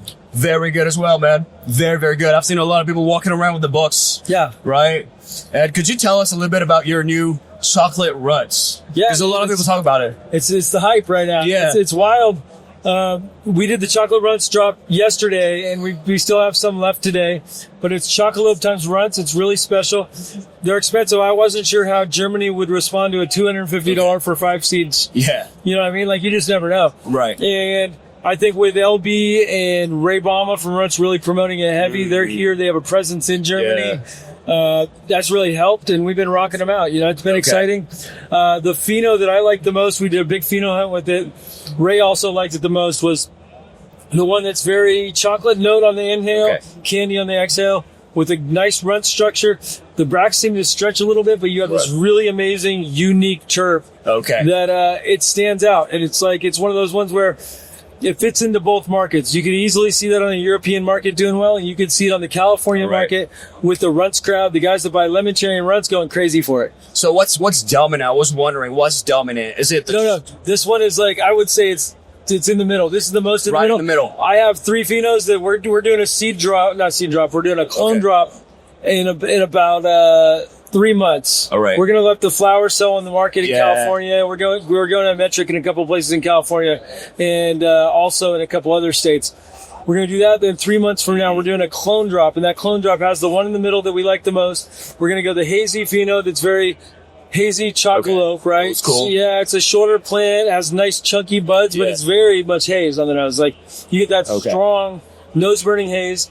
And then we have another pheno that's very runtsy. It looks like runts. But the funny thing is, it looks like runts, smells like runts. You smoke it, and you're like, it kind of like runts, but it's slightly different. There's still something different to it. Yeah, but there's a lot of that. If we look at segregation, it's definitely segregating towards the runts. Yeah, and I really like the fact that now we have old school strains that are coming back and under a new light, because there's a different twist to it. I love that. I got a new Blue Dream. It's cool. We're reviving Blue Dream. We're reviving cookies. We're going to make people love the genetics that I loved 15 years ago. Exactly. All over again by giving the world a new version of it. And I think that's a beautiful way to do it. I do a lot of S1 work. So we do S1s to stabilize what we like in the plant, and then we use those to breed. Right. So rather than taking stuff and just breeding with everybody's stuff right out, we do work to improve their work before it goes out. If I'm using it for donor especially. And losing vigor by making an S1 is not a problem because you're going to use it for breeding, right? So you get the vigor back and it explodes, right? And of course, it's leaning heavily towards those genetics. So when you cross it to something that has diversity, you're going to get improved vigor. Absolutely. You're going to get other things. Yeah. The further away, like with Blue Dream and runts, you get a lot of vigor in it. Oh yeah. Blue Dream first of all has a bunch of vigor. So adding something that has a different genetic line in it is going to improve the vigor. I feel like we found stuff that actually might improve the structure a little bit. Even though I think Blue Dream has the apical of structure, I think that some of the tighter buds are more better bag appeal for today's market. When I used to go with Blue Dream back in the day, I'd get spears that were this big, buds in the back that were this big all the way through. Yeah. Dense, sticky, amazing. You could thumb it to the wall. Mm-hmm. Yeah, and I was very amazed while working with your autos because they drop so much pollen. And when you reverse them, I've never seen so much. And it's viable too. Yeah. All of them. It's crazy, man. They crushed. Oh, yeah. And I'm glad you're working with some of the autos. It's tell us about that. Tell us about your project. We've been working with some of your best autos. especially the Guavolato, from making an auto-flowering version of the Frosty's Purple Freak. Yeah. And it's extremely challenging because it's a highly recessive set of genes that code for the mutation of the freak show style leaves. Yeah. And we also wanted to add some purple color to it and make them auto-flowering so that people could grow them outdoors, guerrilla style, wherever they want, pretty much everywhere in the world. Yeah. So it's really, really hard because you have to recombine all those genes. And well, it's working so far. It's very challenging. It's only a very small percentage. Yeah. At the F2 generation, you have to go through so many plants, but it's working out so far. So it's probably going to happen. Yeah, that's amazing. I love it. I love that you're putting in the work. Thank you very much, man. I appreciate it. Thank you. Yeah, that's going to be something special. I'm really looking forward to it. Oh, yeah. Yeah. And I was very glad to also work with you on the book. Yeah, dude, working with me on the book. You're also a European distributor of the book, so if people are looking for the book, absolutely, they can find it in your hands. Yeah, it's on the website. Yeah, it's great. I mean, I appreciate that. I feel like the book was something so much bigger than myself.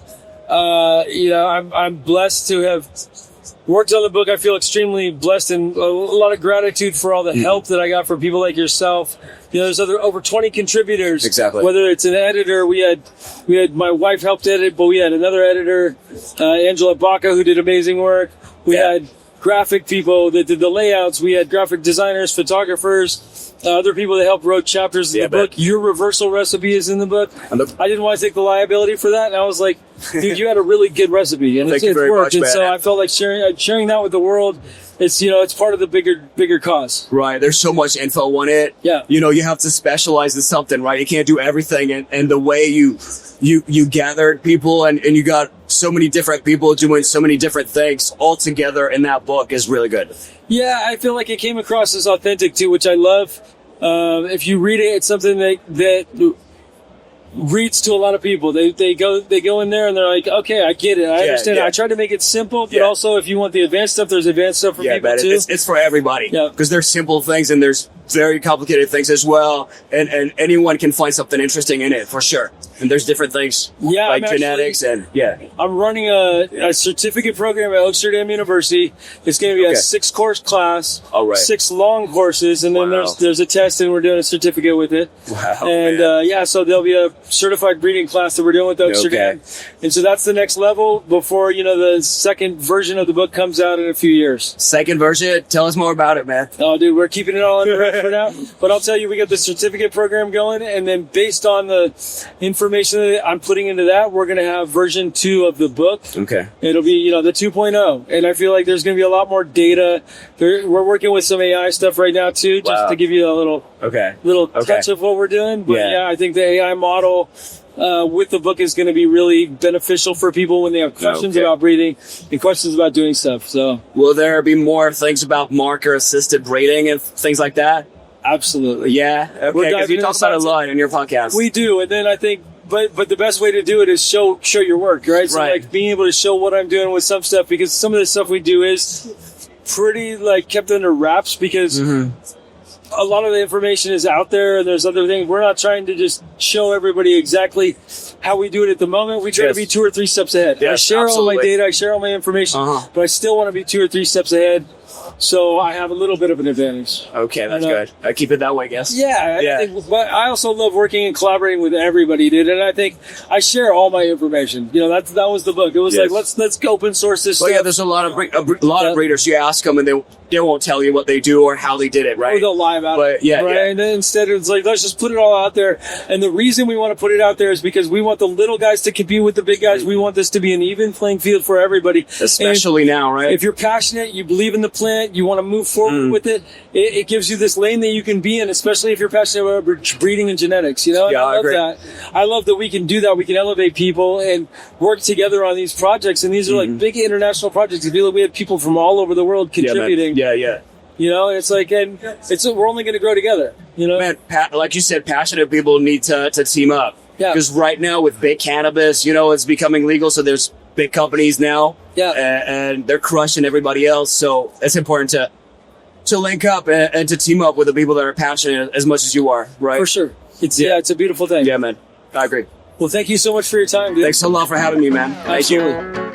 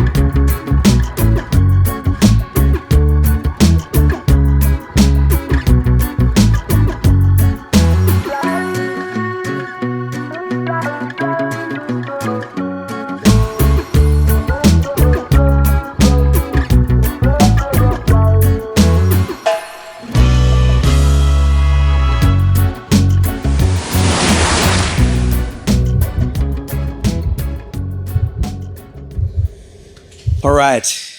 Here we are, 2025 Berlin. What's poppin'? Mary Jane Festival. Thank you guys so much for coming out.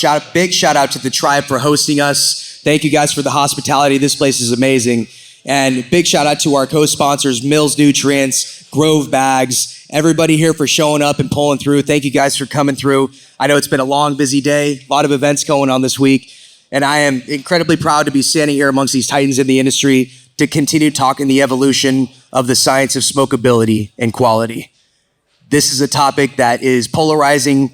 It can start some crazy debates, and that's what we're doing here. We're here to challenge each other respectfully and continue the evolution of education. That's where we're at right now in this industry. Germany is popping. I mean, this is a really fun market to start seeing the evolution. The culture is vibing.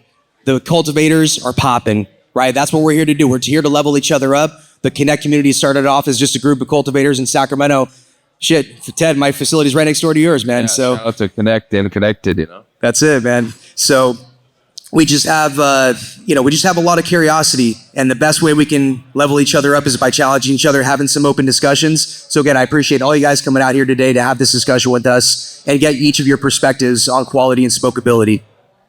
So without further ado, let's just go and open this topic up, because I got a chance to talk to each of you guys before the panel started, and just to get your overall opinion on what quality and smokability is. And Ted, I think you started off with something that really was captivating, because we've been preaching about water activity quite a bit, right? And I think that you had some very thoughtful things to say about water activity and what you've seen scaling into different markets. Why don't you start us off with your perspective on that? I think that water activity as me and Jack actually talked about this right after you left, and he made a good point that about something that, this guy's a real scientist about it. And I think that when we just say water activity is like a key to good smokability, smokability means different things to different people, right? And so the reason I think that's kind of like a slippery slope is because just because the water activity is something is 0.065 or 9%, whatever you want to say, doesn't mean that it's going to smoke good. Because that's not really, there's still so many factors within the grow that you have to nail to get something to smoke good. The thing that Jack brought to my attention that I think is true is that it can be a measure of smoothness a little bit better. So when you get too dry or too wet, those things can kind of degrade the smoking quality of that particular part of smokability, which I think is, I think that's true. I would tend to agree. But there's just so many other factors that I think how people are talking about it right now is oh, the moisture. I see this all the time. Moisture is the most important thing. Oh, you want to get white ash, you want the thing to smoke better? The moisture levels, which, we have a PhD on staff, Jonathan, head of R&D. We do tons of blind trials. And while we have found that moisture plays a little bit of a role, not even a little bit, it plays a role in how something smokes and the smokability. It's not, to me, in the top 5 things that does, so to me, it's the tissue type that you're grinding up, which, how fine you can grind something is significantly important. The minerality, what the calcium, magnesium levels, et cetera, are in there. Dry downs, dry backs, huge when you're growing. Getting the proper dry backs for that particular strain is going to give it the chance to burn better when it does hit that water level that we're talking about.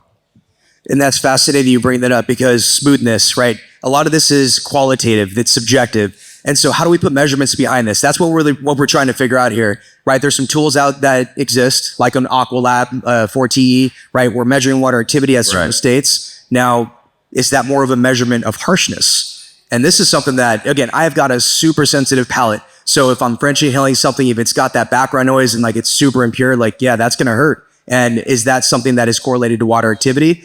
That's kind of what we're going down the pathway of. Yeah, right.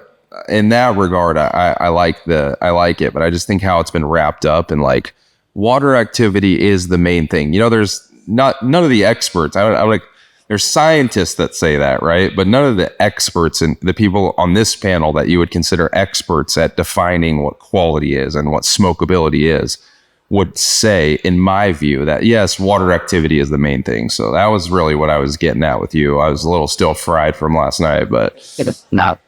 And you also brought up a really good point about the leaf to calyx ratio, the bracts, right? That was a correlation that you brought up about genetics, and certain cultivars are going to just burn better because of the structure of the bud. Yeah. Touch a little bit about that too.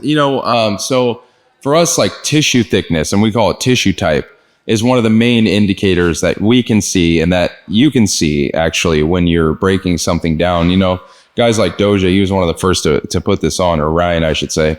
But when you're breaking something down, you can almost tell right away how it's going to smoke, and that is because of the fact that like leafier strains, when I say leafier, I don't actually mean how many leaves are on the plant, but the type of buds that grow almost leafy, not bracty, not calyx heavy, leafy, Skittles, RS11, Zope, Permanent Marker, all those strains tend to burn pretty well, no matter the grower, and then this isn't to say that nothing should burn black, but in how we talk about this, I think even is a little interesting, right? We say we talk about it in very black or white terms, which, no pun intended, but we say, oh, that shit burns black.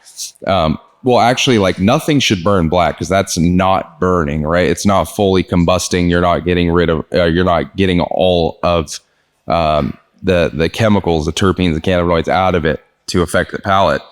But there are different strains that will burn different shades of white, gray, salt and pepper. And that doesn't mean that those are necessarily bad because, ash color doesn't really have much to do with smokability. But something like biscotti is never going to burn as white as Zope.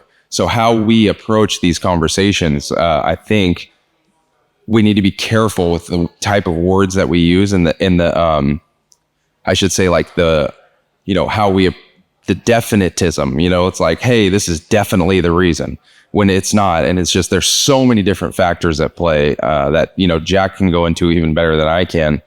That I think it's really for us, like the main thing I'm looking for when I'm selecting phenos is tissue type. I don't want thick tissue. I don't want heavy bracts. I want more leafy strains.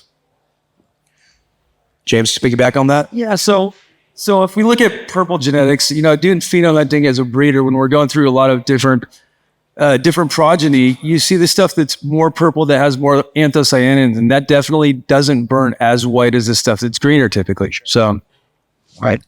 Ryan, touch a little bit about the breakdown. I know Ted mentioned something about that, and give us your perspective on how you can kind of tell if something's breaking down properly. Well, I mean, it's a certain fluff that I'm personally looking for, a certain kind of fluff in the structure. So, like, I never heard of it referred to as tissue type, but that's a cool concept, and I think that's it's a little bit more advanced than how I've approached it so far. But as far as just on the simple breakdown, I'm definitely going for a certain kind of fluff. Like he said, I can personally tell, because I've been doing a lot of pheno selecting lately, so I'm running through a lot of different varieties of a bunch of different expressions of the same variety, and a lot of times I can tell based off of the structure, I guess the tissue density or whatever he was saying of the, it's like certain feels that I can feel. I know it's gonna burn cool, and it's probably like something to do with like the, I'm not sure exactly where it comes from, but you can definitely feel it in the bud. I'll give you an example. Is like some of the more like sandy style, the strains that people would think would probably wash better, the sandy style terps that look like, when you break it down, it doesn't have a very, fluffy texture. It gets almost like, more grainy, like granulated. Those normally don't burn as clean as and when I say clean, it's not just a white ash thing, it's overall smoke. The smoke just doesn't combust as easily as a bud that you break down that might have a little bit less of a density and more of a maybe it holds a higher moisture content. Maybe it, it's just about that. I guess what he was saying, like the whatever Ted was. What was it? Tissue? What? The tissue type. But that's exactly what I'm explaining right now for sure. Yeah, exactly. But just from a usage standpoint, and I'd imagine that leads to the combustibility of the flower. For sure. Right. So that's where you're getting that.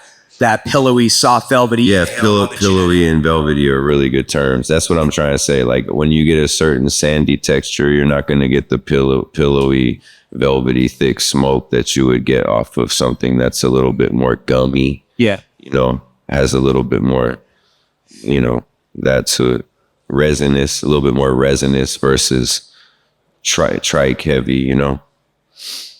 What do you think? As far as you guys think that has a lot to do with trichomes, like depending on the size of the trichomes and the type of it seems that there's a correlation, but Ted would probably know better, but it seems there's a correlation between a certain. Yeah, we haven't really dived into trichome like quality or types when it comes to that, but I could say that like this super frosty shit generally doesn't burn as good. Yeah. And normally this stuff that people think of as being washers like papaya and stuff, whenever you smoke the flower, it burns a little too hot, you know, and so you don't get the same flavor that you get when it's in a resin form. So I think that, you know, there is certain things that maybe contribute, like maybe, you know, when you're I don't know if it's the trite content, but it's certain things like maybe when you burn it on the flower level rather than extracting it, you know, when it's burning now, it's burning too hot. Those terpenes combust at a higher temperature, and now it just tastes burnt rather than, you know, what you get from extracting it. So it's like, you know, it's definitely like combustion is a big situation. That brought me up to something we talked about as well, about cultivators are pushing the genetics. They're pushing their plants super hard, right? So maybe is there a correlation with this, Lance? Yeah, I mean, there's a lot of pretty weed out there. I get shown a ton of pretty weed. Everyone's got the next prettiest weed. I honestly could care less how pretty it is at this point. The first thing I ask is like, how's it smoking? It's got to translate flavor, right? Your flavor translation has to be there, or no one cares what strain it is and how you grew it. I get handed a ton of no-till living organic soil. We've coconut water to the end, and it smokes like shit. So I could care less how you grew it. When you hand me that A5 Wagyu and I'm smoking it and it's burning AAA white and it's the flavor translation's there, it's a 10 out of 10. Now I'm interested.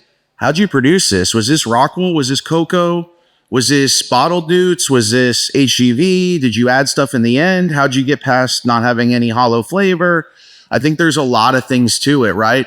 If we're just going after white ash color, yeah, there's a lot of guys running Athena that crush that and it tastes like nothing.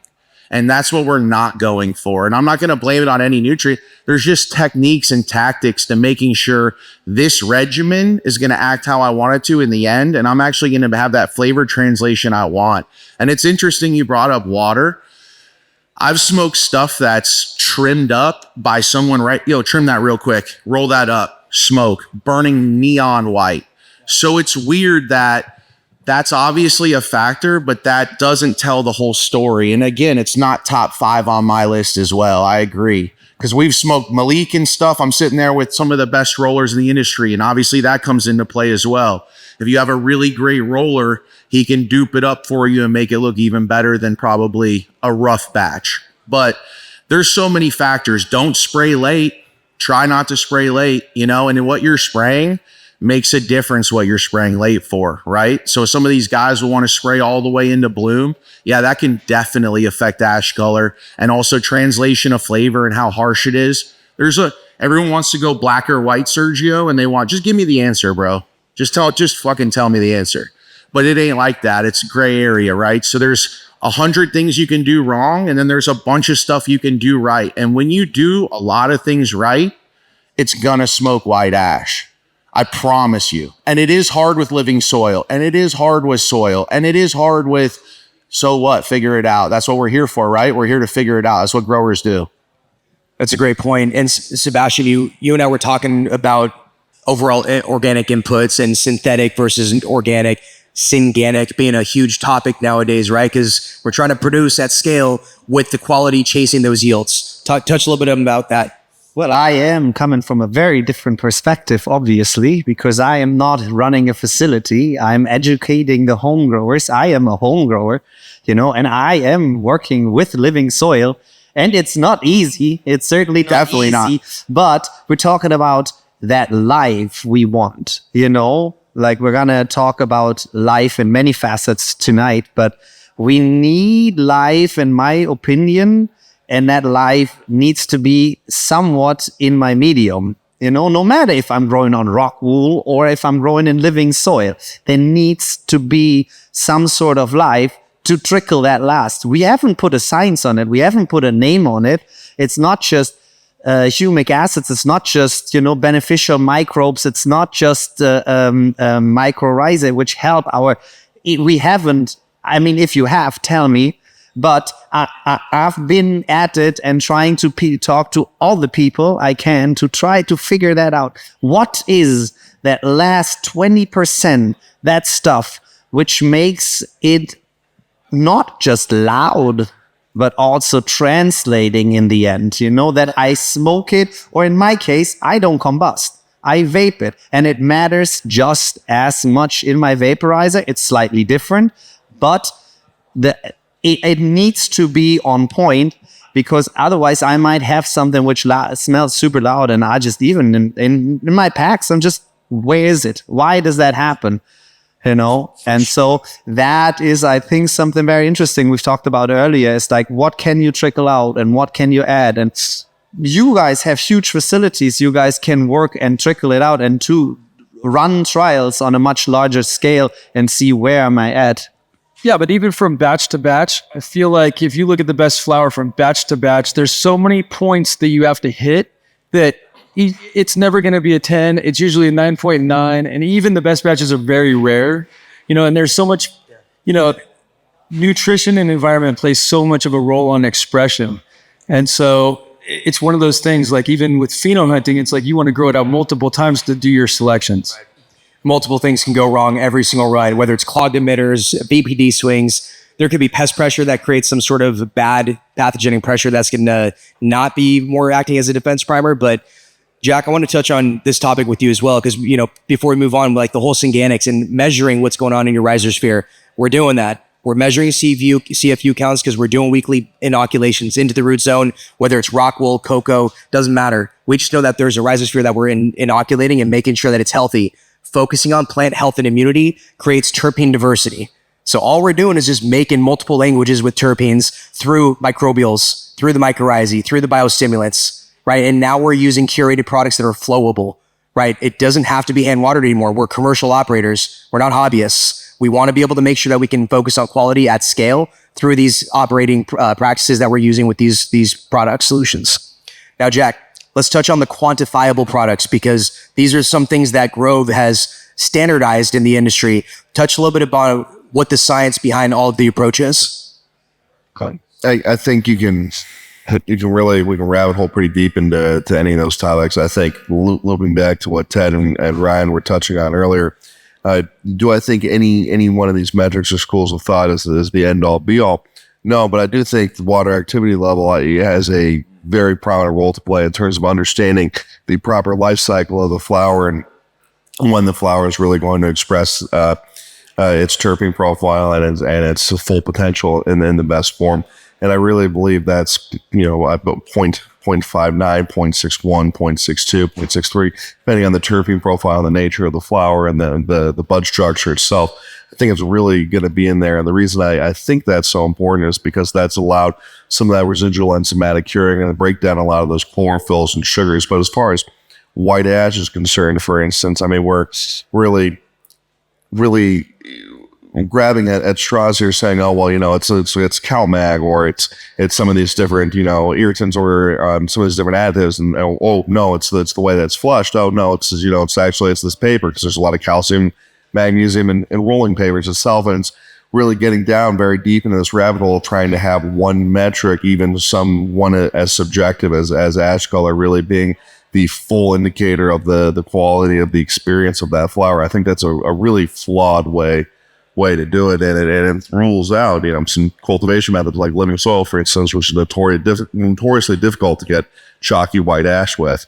But living soil is one of the best production mediums we have. So there just goes in and kind of the difficulty of this question. I think one of the biggest things that we always try to do, and something that we collab with you at Connect about, is trying to have quantitative benchmarking around some of these qualitative structures.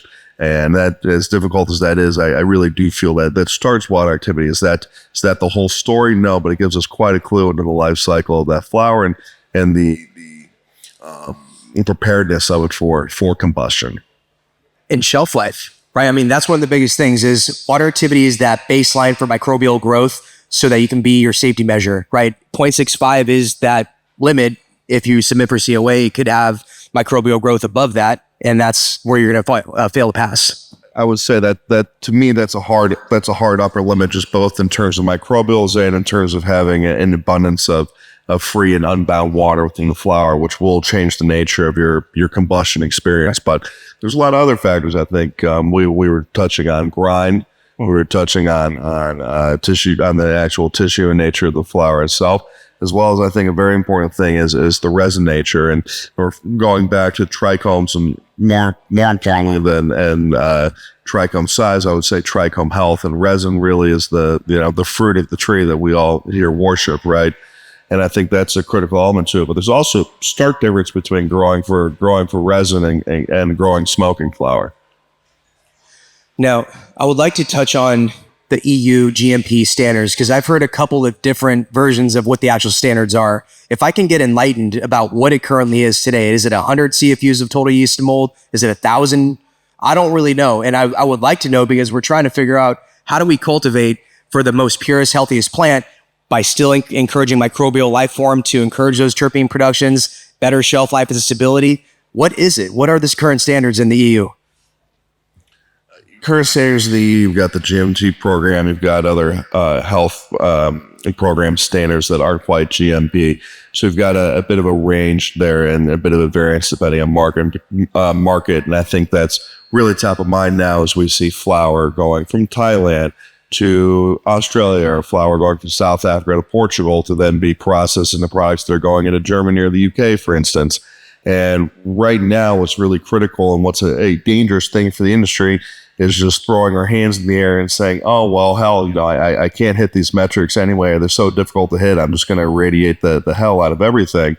And then that brings in an entire another consideration, which is the oxidative nature of the flower and what that does to the smokability. And I think for a lot of us, if we're familiar with harsh or tickling on the back of our throat, really what I would say, it's not even as much a reflection of flushing. That's a reflection of the post-harvest protocol and whether that flower is as over-oxidized and thus giving you that experience. So it's really, again, getting into a can of worms of this fundamental debate of can we have tight enough protocols as cultivators on the production side of this industry to avoid having to irradiate everything that is coming into the market, particularly in a medical program such as Germany.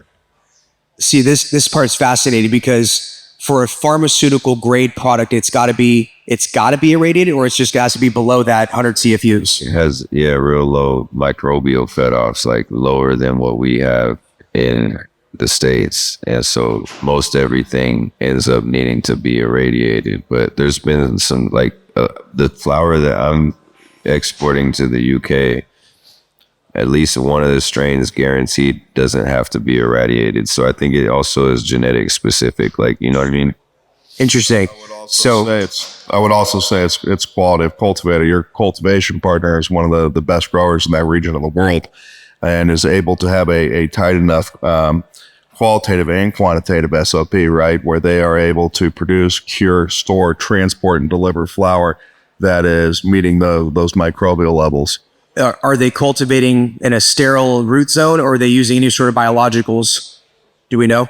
The spot we were talking about is fully sterile with good, like rock wool and salts. No, nothing. No additives, nothing crazy. Nothing organic or any organic pieces. And that's the fascinating part, right? Because like with the radiation, that's kind of what you have to. I feel like it has to be done to get to the lowest microbial levels that it requires for this medical thing, man. This medical thing is super high standards, you know?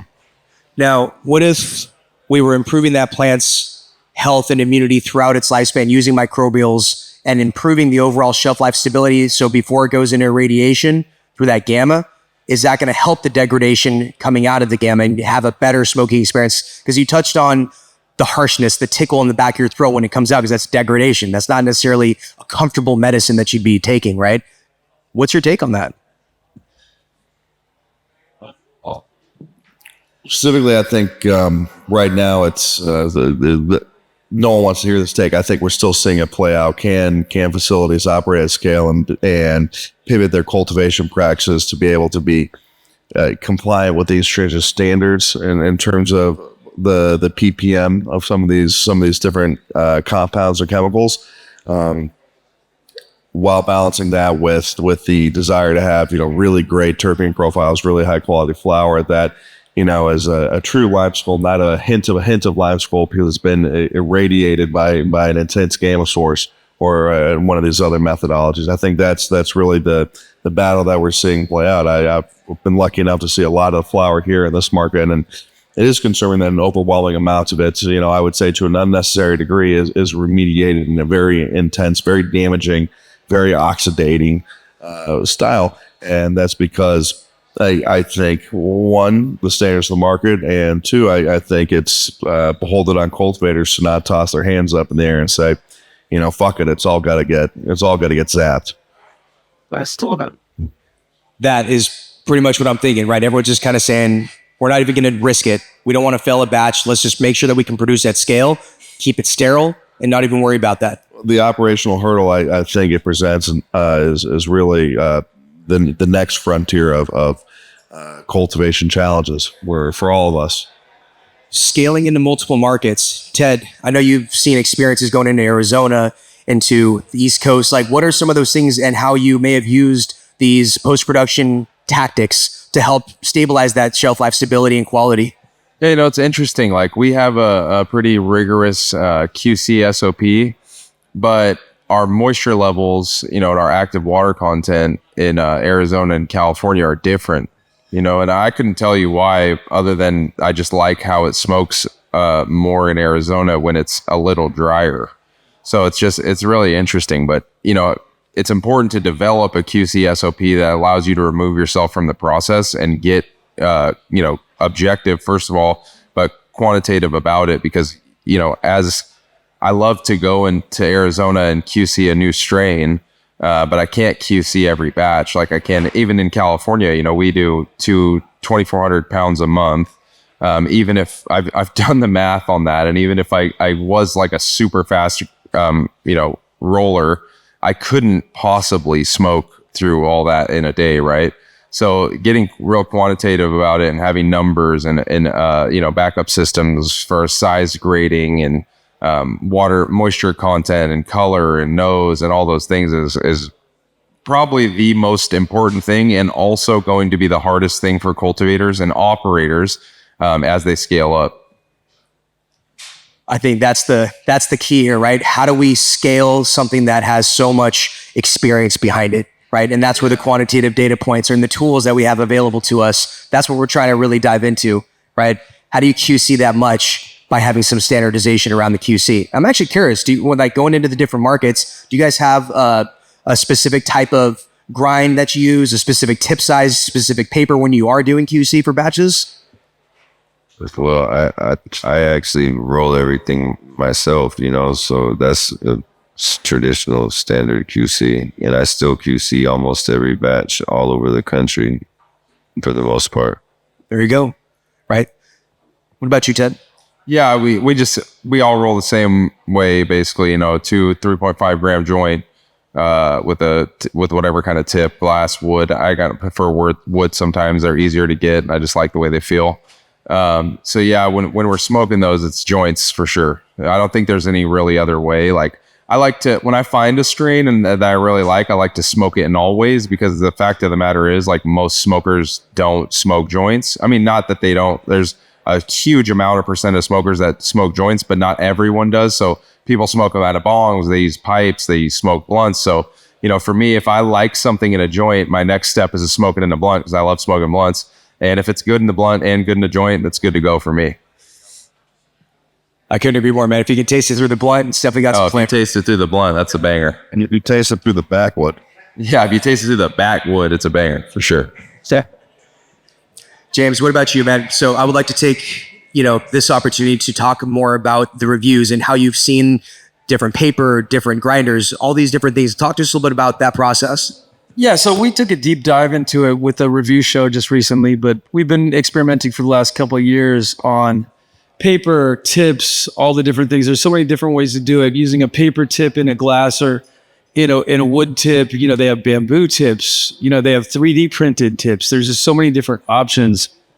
And, the paper tips actually help cool it down by slowing the amount of smoke that you're getting the drag from. But there's so much to the grind. I think the grind is one of the most important things. I use a flour mill. I use the finest grind and I grind it twice, right? So that's the finest material going through. And you almost always get an oil ring or a drip. Even on CBD that we were testing, we were getting an oil ring. And as far as the different tips, I like the rice papers, ultra thin, the thinner the better. And then as far as tip size, 11 and 12, depending on what I'm doing. If I'm smoking hash holes, it's going to be a 12. If I'm doing regular joints, I like 11s. And anywhere from 2 to 3.5 grams is typically what we do. Anything less, I feel like you don't get the same amount of flavor that you would. You're missing an opportunity there. And the other thing is like how you hit it too is another thing. Like if you're just hitting them back to back and you're hitting them hard where that cherry gets really hot, you're not going to get as much flavor. So it's not going to translate quite as much. It's fascinating because yes, you're starting to see the evolution of the connoisseur smoker, right? The prosumer, and they're learning these tips and tactics. And shout out to Proper Doings because they really are diving into the nuance of the breakdown of the tip size, of the paper, of the burn, the way you roll it. I'm glad that you pointed out the double mill because I double mill everything myself. Even if it's on the drier side, I'm still going to double mill it because I feel like I still get that pillowy effect if I can get it. Even if it's not as great of a run, you can still get a better experience. Well, even with like dimples, if you have dimples in there, it doesn't smoke quite as good. There's little things with rolling the joints and having them nice and smooth and having it packed perfectly. That definitely will determine the smoke and how it smokes all the way down. And if you have good flour, a lot of times it'll change from the initial light down a half inch, down to an inch, and it'll change. Some genetics actually transition flavor all the way down to the roach. So it's funny. I handed Bruno a joint last night. I'm like, Bruno, how was this? How did I do? First thing he does, he's like, you got to roll a roll of papers, puts it on a flat surface and rolls it out because there was that line, that dimple. He's like, dude, this is going to create an air channel that's going to fuck with the actual overall draw, and it's going to burn hotter and it's going to start running on that side.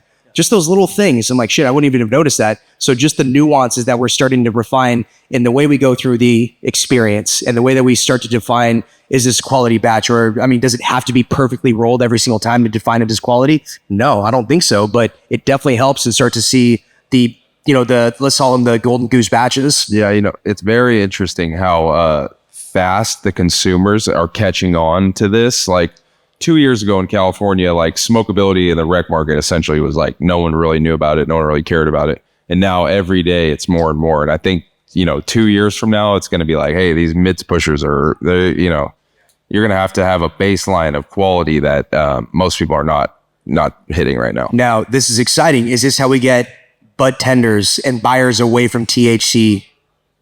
That to me, that's a losing battle, but hopefully one day, people are off that. But I've been doing legal weed in California, since it was legalized, and it's been part of our education platform. And now I'm just like, okay, we're done with that. Like, we're not even going to talk about it anymore. It's cool, great, but the fact of the matter is, even if the bud tenders are educated on it, it's such a quick process for people to come in and do it. It's like they don't have time to tell.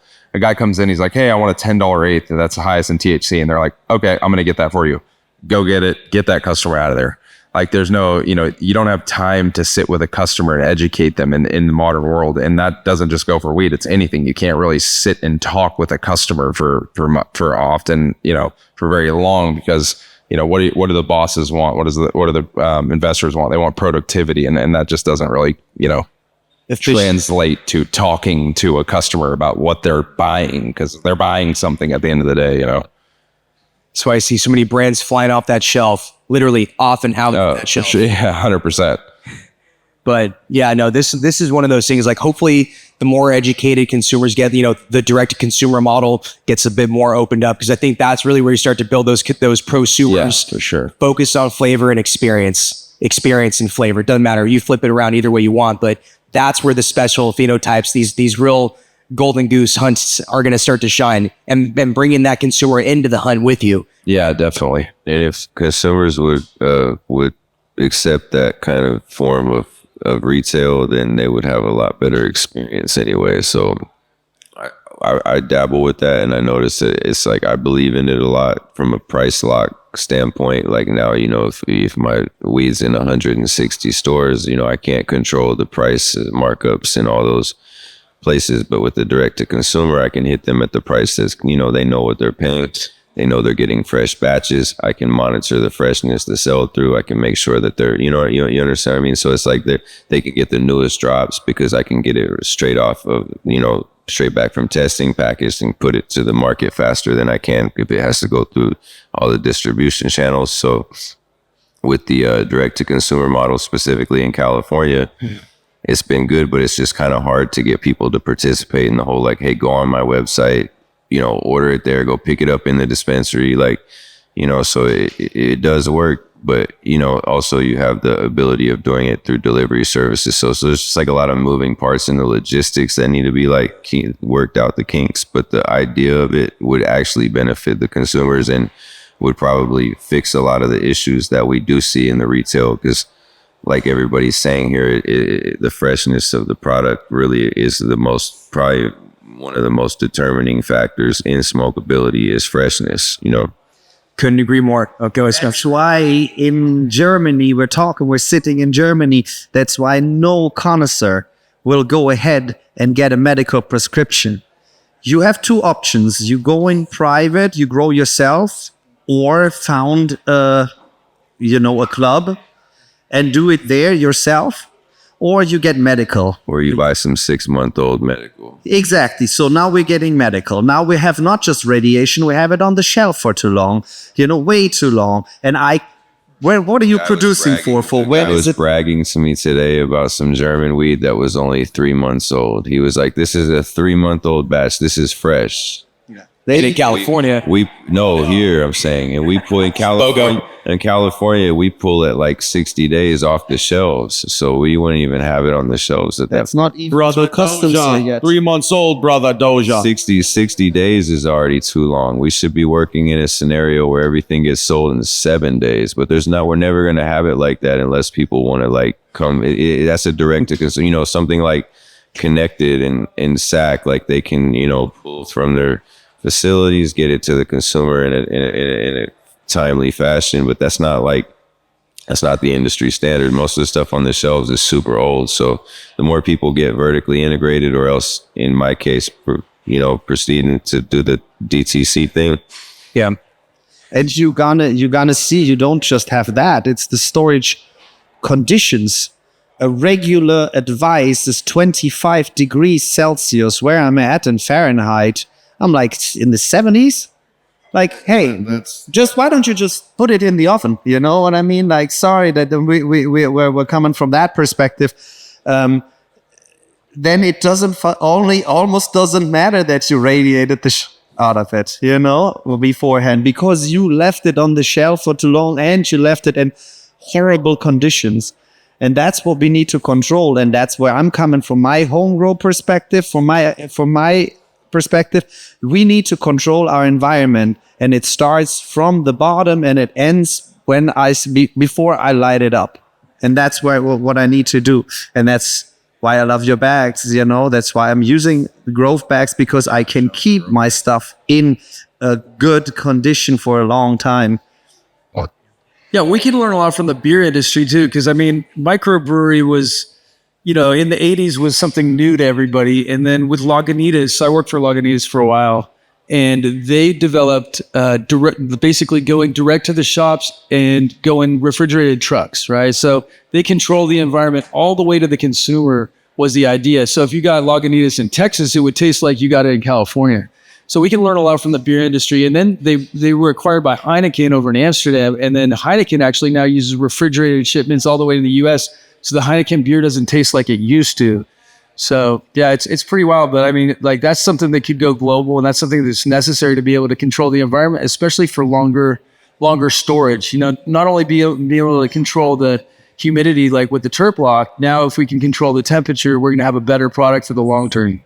I think when you're touching on temperature, I think that's a huge thing, particularly now in an integrated global supply chain. I mean, the number of flower, the amount of flower that I see moving around that either has dew point of use, is getting way too cold, and it's actually borderline freezing, and we're having structural changes to the moisture molecular structure in the flower and causing oxidative taste and, you know, some of these other things. And then on the flip side of that, going too far above 7 degrees Fahrenheit, where we're dramatically increasing the respiration rate of those terpenes and the volatile organic compounds, and a lot of the quality of the cannabis is detaching the headspace of the container. And then we're using whatever type of packaging out of whatever type of materials that doesn't really account for the physiology of the plant, becomes a tremendous compounding qualitative loss point. So by the time you get that, however in flower, it could be 2 weeks, it could be 6 months old. If it's gone through all these conditions, you know, without proper treatment, it is going to suck. This is what's fascinating about the direct consumer model, right? You have that control of the supply chain, and it's also rewards, right? You can build that customer loyalty based program where you can stoke them out with some cool stuff. Pre-orders and stuff like that. That's what's beautiful. Like 710 Labs, they a lot of times, I think I'm not sure, but I'm pretty sure they do a lot of pre-ordering.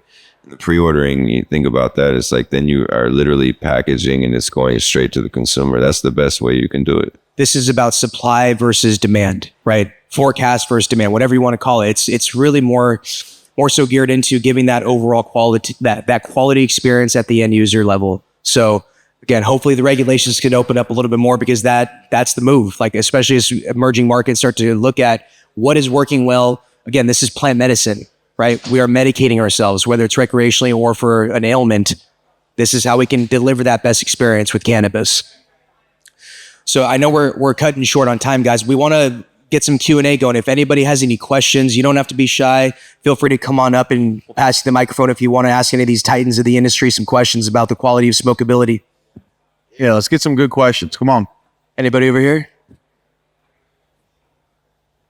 And nobody has problems in the garden. No, everybody here, everything's smoking a 10 out of 10. Everything's tasting like it smells. No PM, no problems. Man, you're in a good place, big dogs. Come on, somebody talk. Someone's got a question for one of us. I got questions for these guys. Go ahead, Lance, lead us off. What do we got? Well, I like how Jock talked about temperature. And I know DOJA comes from the QC side. Same with Alien Labs, nonstop QC. 10 out of 10 batches without even knowing the factors that went into it. Does it usually burn whiter when you have a 10 out of 10 batch? Because even in living soil, I've had people say, here's all these batches. And I say, your best batches. Do they burn lighter? I'm not saying white, but do they burn lighter? And I've almost always heard, yeah.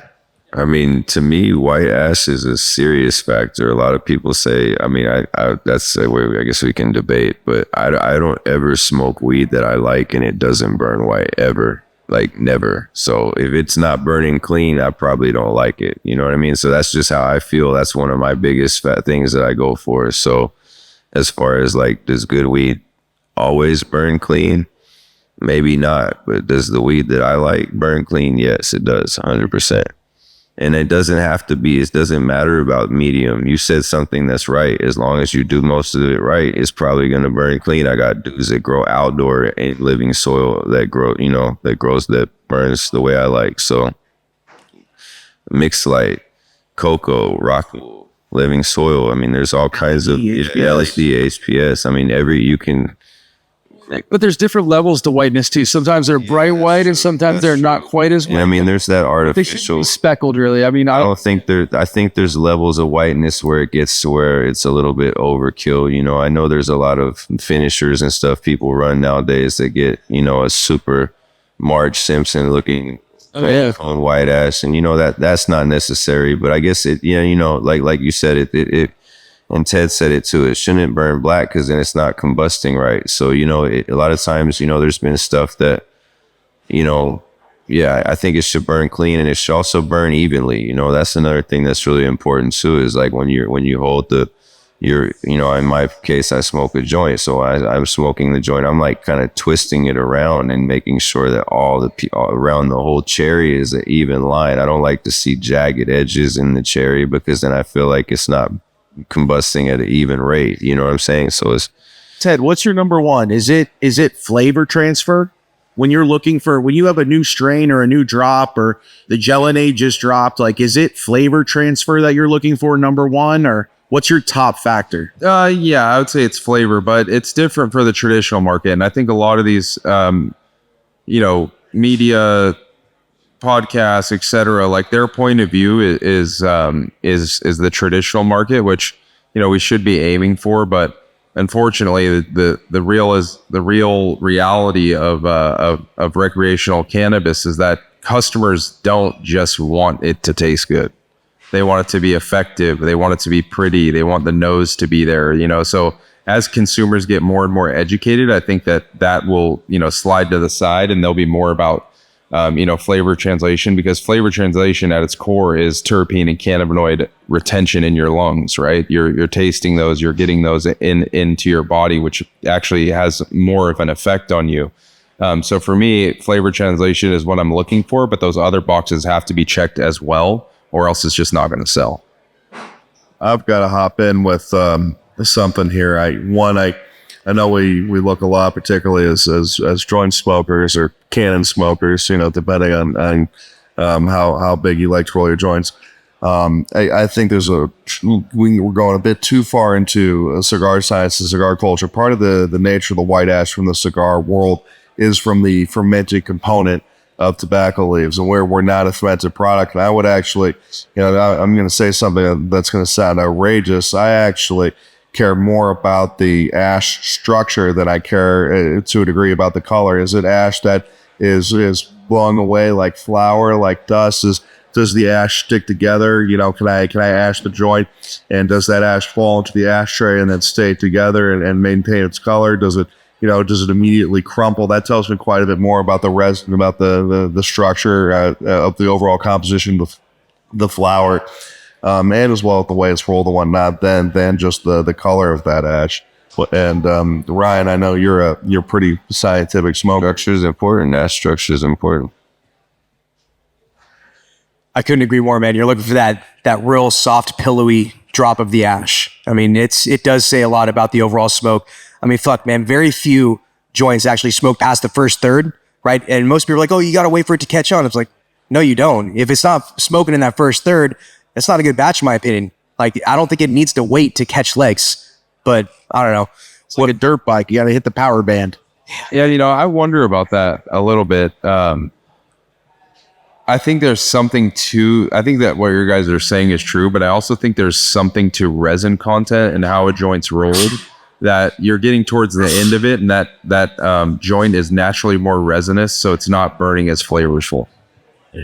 I think also the heart of that joint is there's a composition of the tar and some of these other factors of combustion that are in fact common with fermented tobacco cigars. There's a lot about the quality of the rolling, like you can have the best ground wheat, the best product, which burns amazing in one of James's perfectly rolled joints. But as you said, you have like little unevennesses. You have double roll paper, back 20, 30 years, the Italians already showed me we roll backwards always because we don't want the double paper layer.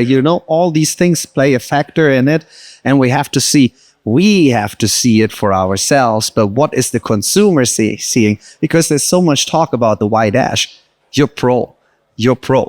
But if I tell my consumer it needs to be white ash, but that consumer just can't roll, that's another part of it too. It is about the way you roll it too. A big difference. Like a lot of times I'm smoking a joint of the same weed with somebody and their joint's burning horribly and mine's burning perfectly. So I think that a lot of times it is like what he said, the grind is very important. Like a lot of factors, and that's the overall smokability period, not just the quality of the ash. That's why, like, if I'm working with, like, a lot of times if I'm working with somebody, or if like Ted, if he wants me to QC some stuff, he's going to give me some flour and not give me a pre-roll. Like sometimes guys are like, oh, check this batch out, and they give me a pre-roll. It's like, I can't smoke even if it's a nice hand roll, like what James Loud has right here. That's a perfect hand roll.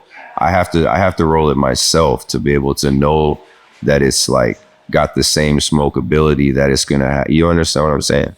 It's really the only way to put it on the standard even playing field. Hey, so like even with pheno hunting now, we don't give people bags of weed. I typically give them pre-rolled joints.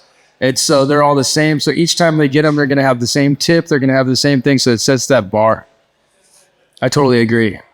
And this goes back to standardization, right? Yeah. That we each have our own standards. Now, Ted, I really like that you guys have like the straight barrel pre-rolls, right? Like for some reason, I don't know why, just those cones burn hotter. If it's a 1 gram joint. Yeah, they're way better.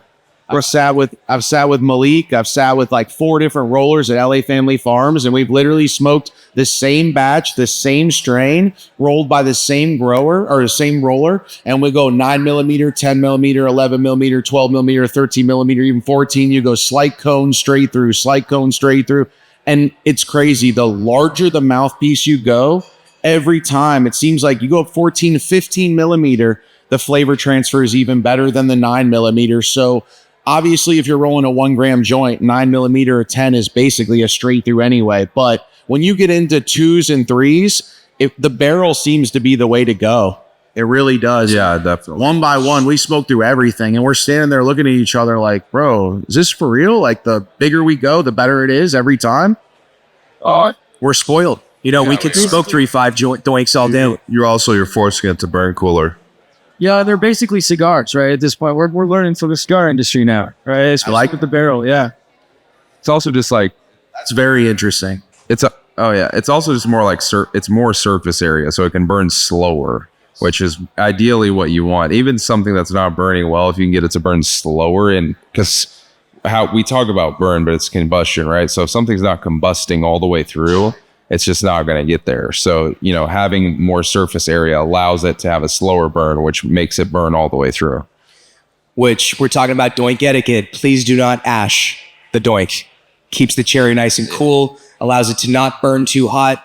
I mean, that's just one of the biggest pet peeves. I'm sorry, but if somebody passes you a doink, please do not ash it. Let it drop naturally. Don't force it. Yeah. Sometimes a good ash, even if you try to flick it, it won't fall. Yeah. That's a good point. Good structure. You can ash my joints. I won't chastise anyone. What other questions do you guys have for each other, if any? What's everyone smoking on right now? What's your go-to smoke? I know everyone up here's got a preference of a strain that they're just... Ted, what are you smoking on right now? What are you stoked on? I had some... I've been smoking on this OG from Blueprint. It's really good. Super good. Shout out to Jordan. What do you want?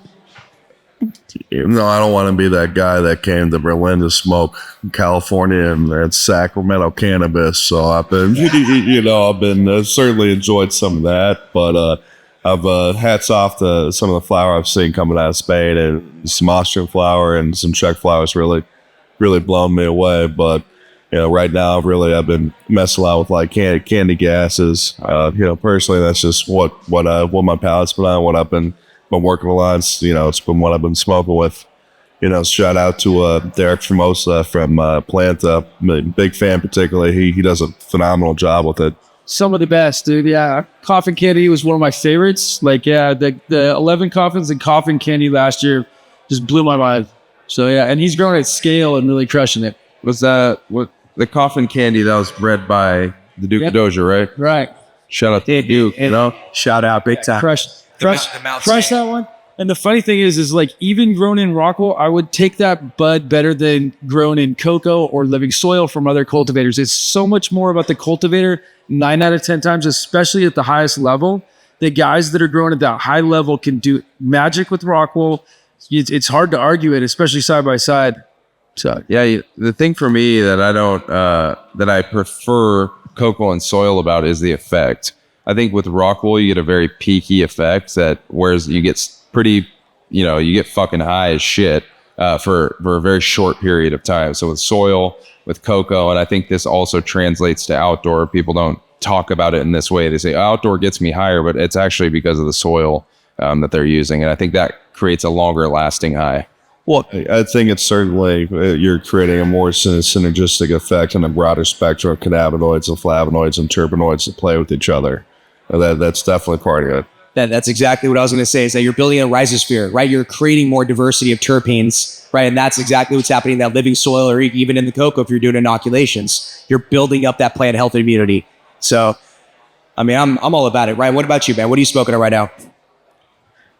I mean, honestly, I'm smoking the same OG. He said I try to think of something more creative, but I had some lemon essence, I've had 2 people give me some weed of seeds that we dropped at this show last year. So then they brought me the phenos. One guy had the red taffy, and he said it was his best harvest in 10 years. So that was dope. And I smoked that. And then the lemon essence, which is the white taffy gelinade cross that we also dropped here last year, and I got some of that in my bag right now too. So probably our genetics grown in Germany has been fun. That's very rewarding, right? All you guys have seen that happen. You know, people bring you some of those phenos that they hunted from the packs that you got them years back. That's good shit. That's the best feeling in the world. But I'm smoking OG every other joint for sure right now. I got 3 different kinds of OG in my bag. Let's go. Bring the gas back, please. I heard that's happening in California right now, or I've seen it. Let's put it that way. But no, I have to say, I love obviously a lot of the stuff I grow myself, because that's what I have available easily.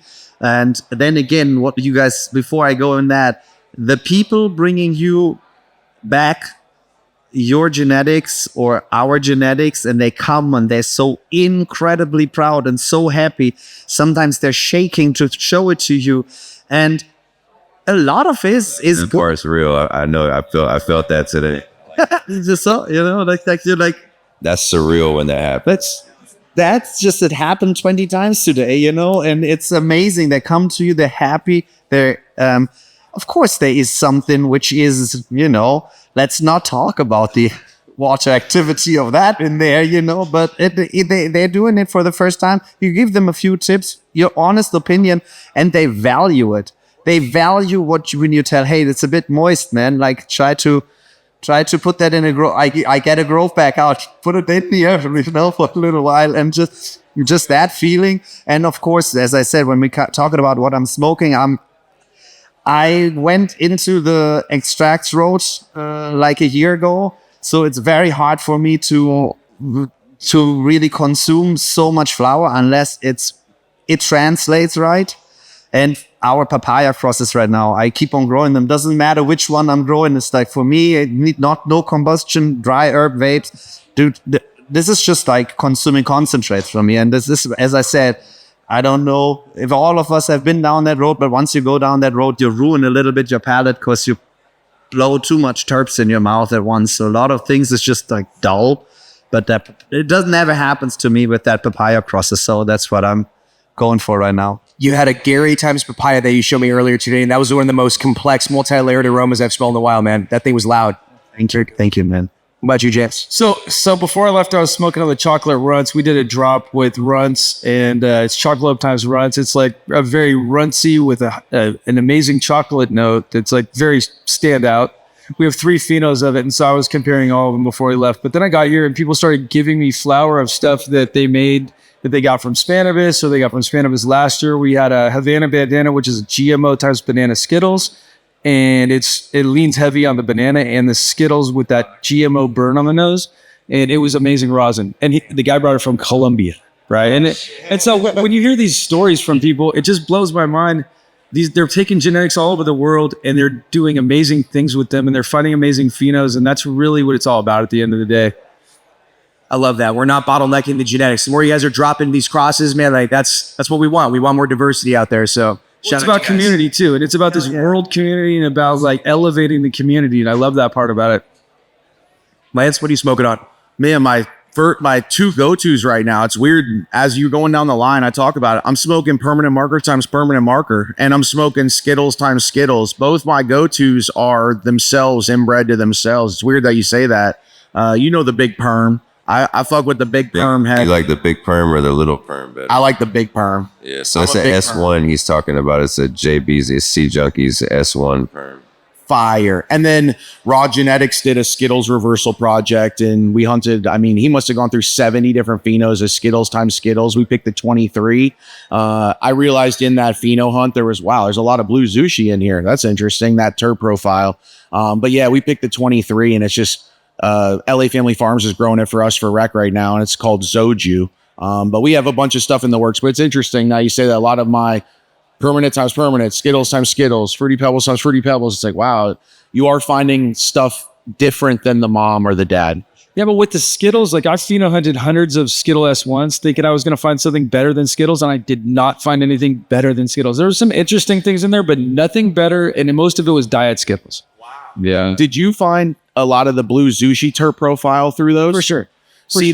Would you say that that's better than Skittles or equal to Skittles? So no, I wouldn't say that it's better than Skittles. Okay. No, with all the stuff we found, there was nothing as Skittly or more candy than Skittles. Yeah. Right. And most What of the about stuff that had Skittles? worse structure. Right? Okay, that's what I so was it gonna had ask. anything that was really Skittly had way worse structure or stuff that was not commercially viable. Like, I mean, there was some interesting terps, and maybe if we would have ran it into rosin, we would have found some cool stuff. But I wasn't, and I'm one of those S1 guys. I do a lot of S1 work. I reverse a lot of stuff to try to find better breeders.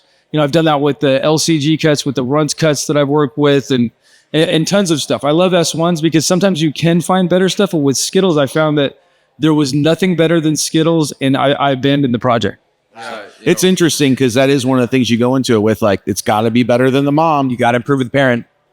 Go ahead, Ted. Yeah, with Skittles specifically, we found that the second generation of processes where it's lending the Skittles trait. First one, Skittles times Skittles, you're rarely finding anything that great. But when you select an S1 of that is Skittles leaning, that parent will translate the Skittles much better than the first generational process. On to the next progeny or something. Right. Ah, interesting.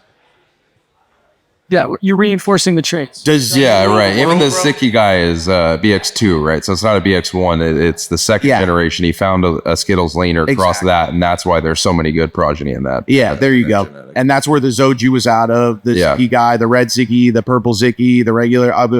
Tons. We went through the phenos on the table, and I was just like, okay, I recognize a lot of terp profiles I've seen in other people's work, and very interesting structure. And now some of these are hashers. Even the Z times Z, it's interesting that some of those would then be good washers. Yeah. A little better wash Skittles, which doesn't mean much because Skittles washes 2% or something like that at the best. Yeah. And I'm smoking on some Blue Fourier right now with some blueberry terps coming through.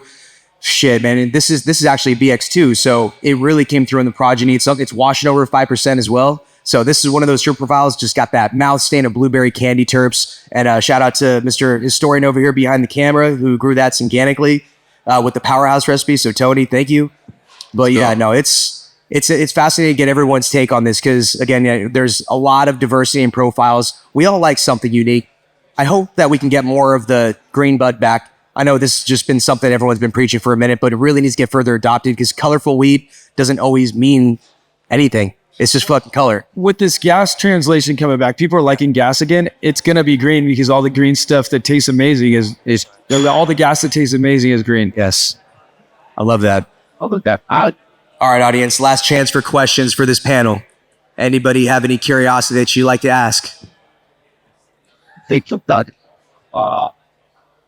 about from our panelists? Oh, we got one over here. My man. Come on, chocolate. If you can stand over here, sir. I'm Chloe. Name and where you're from.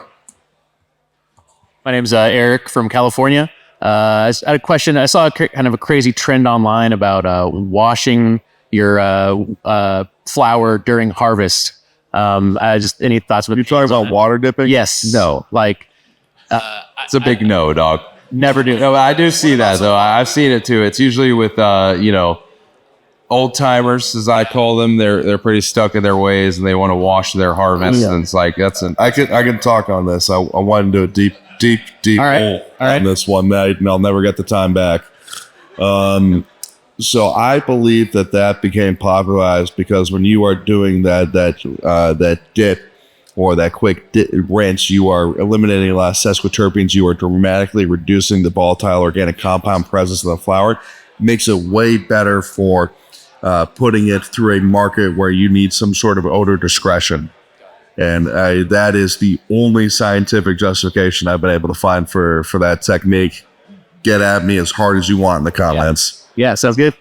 Very cool. Thank you. Super funny question. Don't do it. That's a good question because I do see this on Twitter as well. I got into a Twitter argument with the old timers about this exact same thing. I'm like, bro, you can't wash what do you know?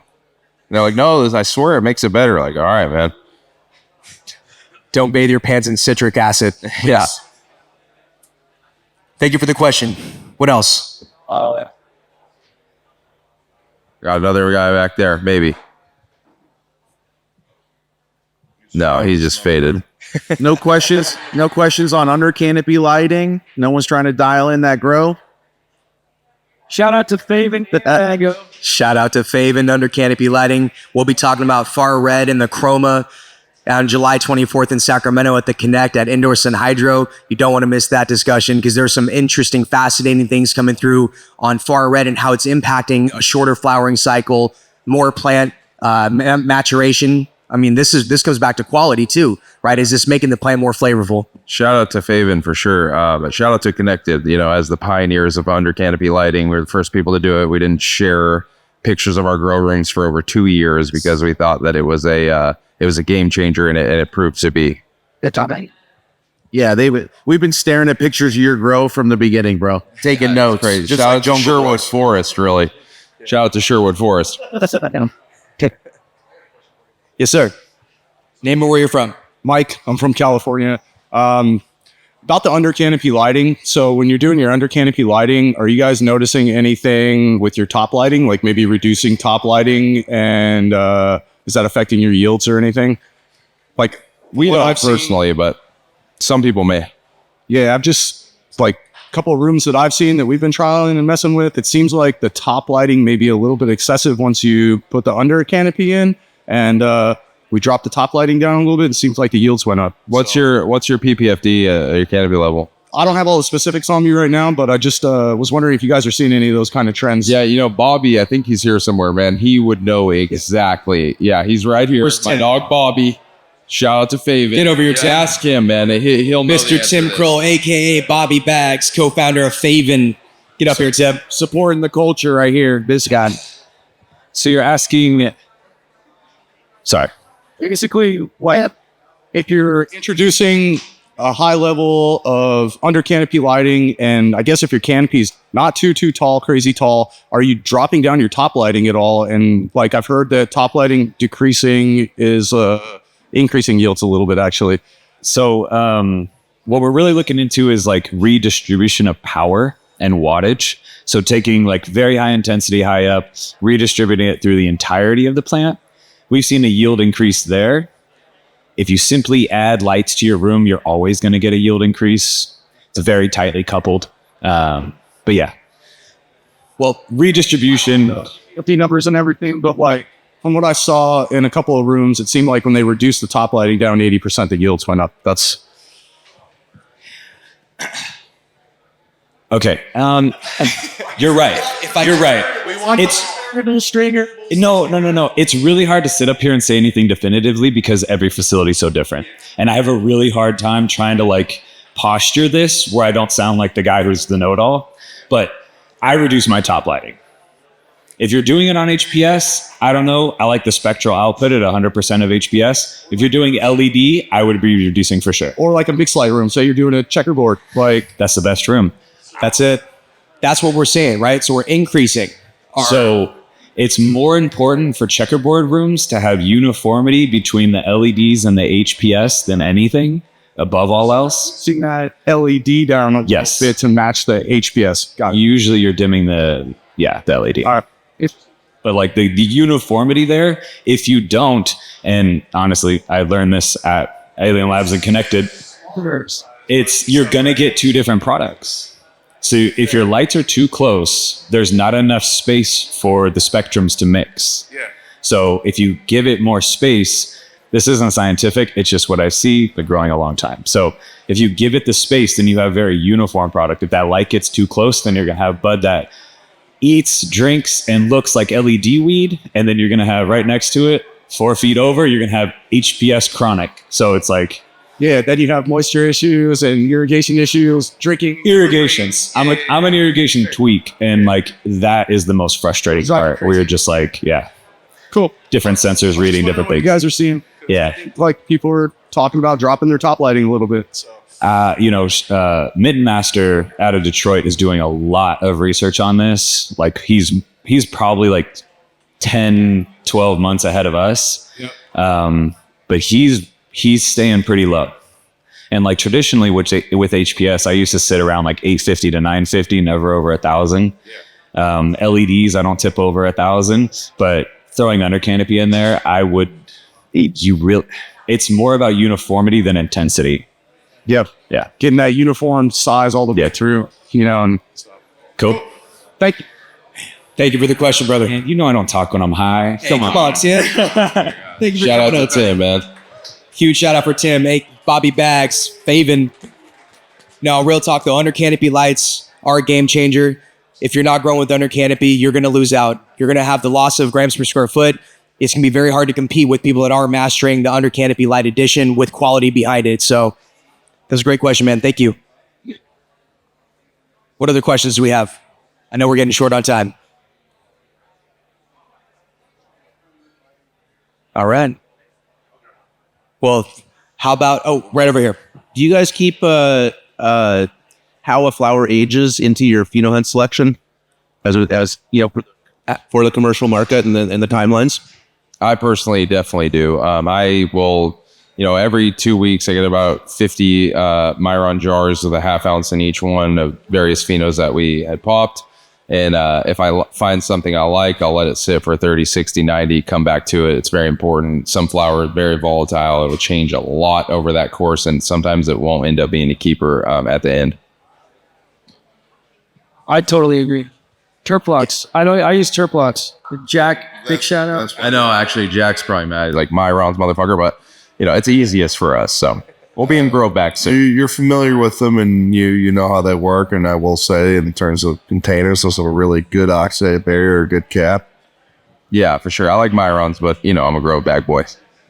I think it's absolutely part of the commercial validation process. Yes, shelf life stability, overall degradation, certain terp profiles, certain textures of trichome density. Absolutely, that all makes sense, and we have to track that. That's what we're doing. We're measuring. You cannot manage without measurement. So yes. Short answer. Yeah, and we literally are indeed side by side turkey bags, glass jars, UV jars, several different UV jars. We did Terplux, and the Terplux, if you look especially after the second month, the Terplux are significantly better for sure shelf life. So you just have the control, and everybody has it. Again, we're talking about completely different sizes, but I have it available at my hand. Funny anecdote, last year I traveled through Europe. I had a grow on the go, in my caravan through things, and I needed to have weed for myself. Like, that's simple.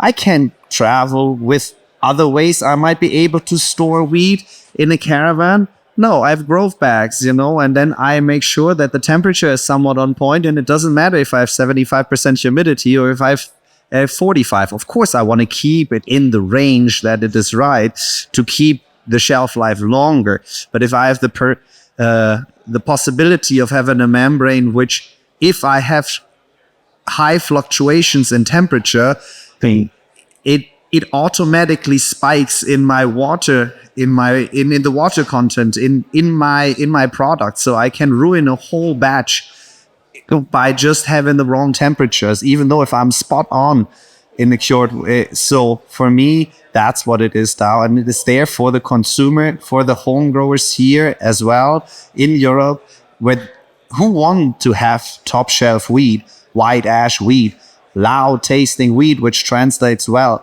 which again, even though the weed, which is common in the beginning, by the time it's old and it's in the shell for too long, it's just not there anymore. So, yeah. Eric's good. What else? Any final parting thoughts? What's up, Brandon? I'd like to thank each and every one of you guys. Yeah, James, what is this? That shit's smoking. So this is from Mile High Dave, actually. He kicked me down some weed today, and I freaking rolled it up and It's good. It's one of the Dante's. It's one of his Dante crosses. It's got strawberry gas. It's really interesting. Shout out, Jay. It's not my day. No, I don't. I'm not sure. Yeah. I saw him in passing.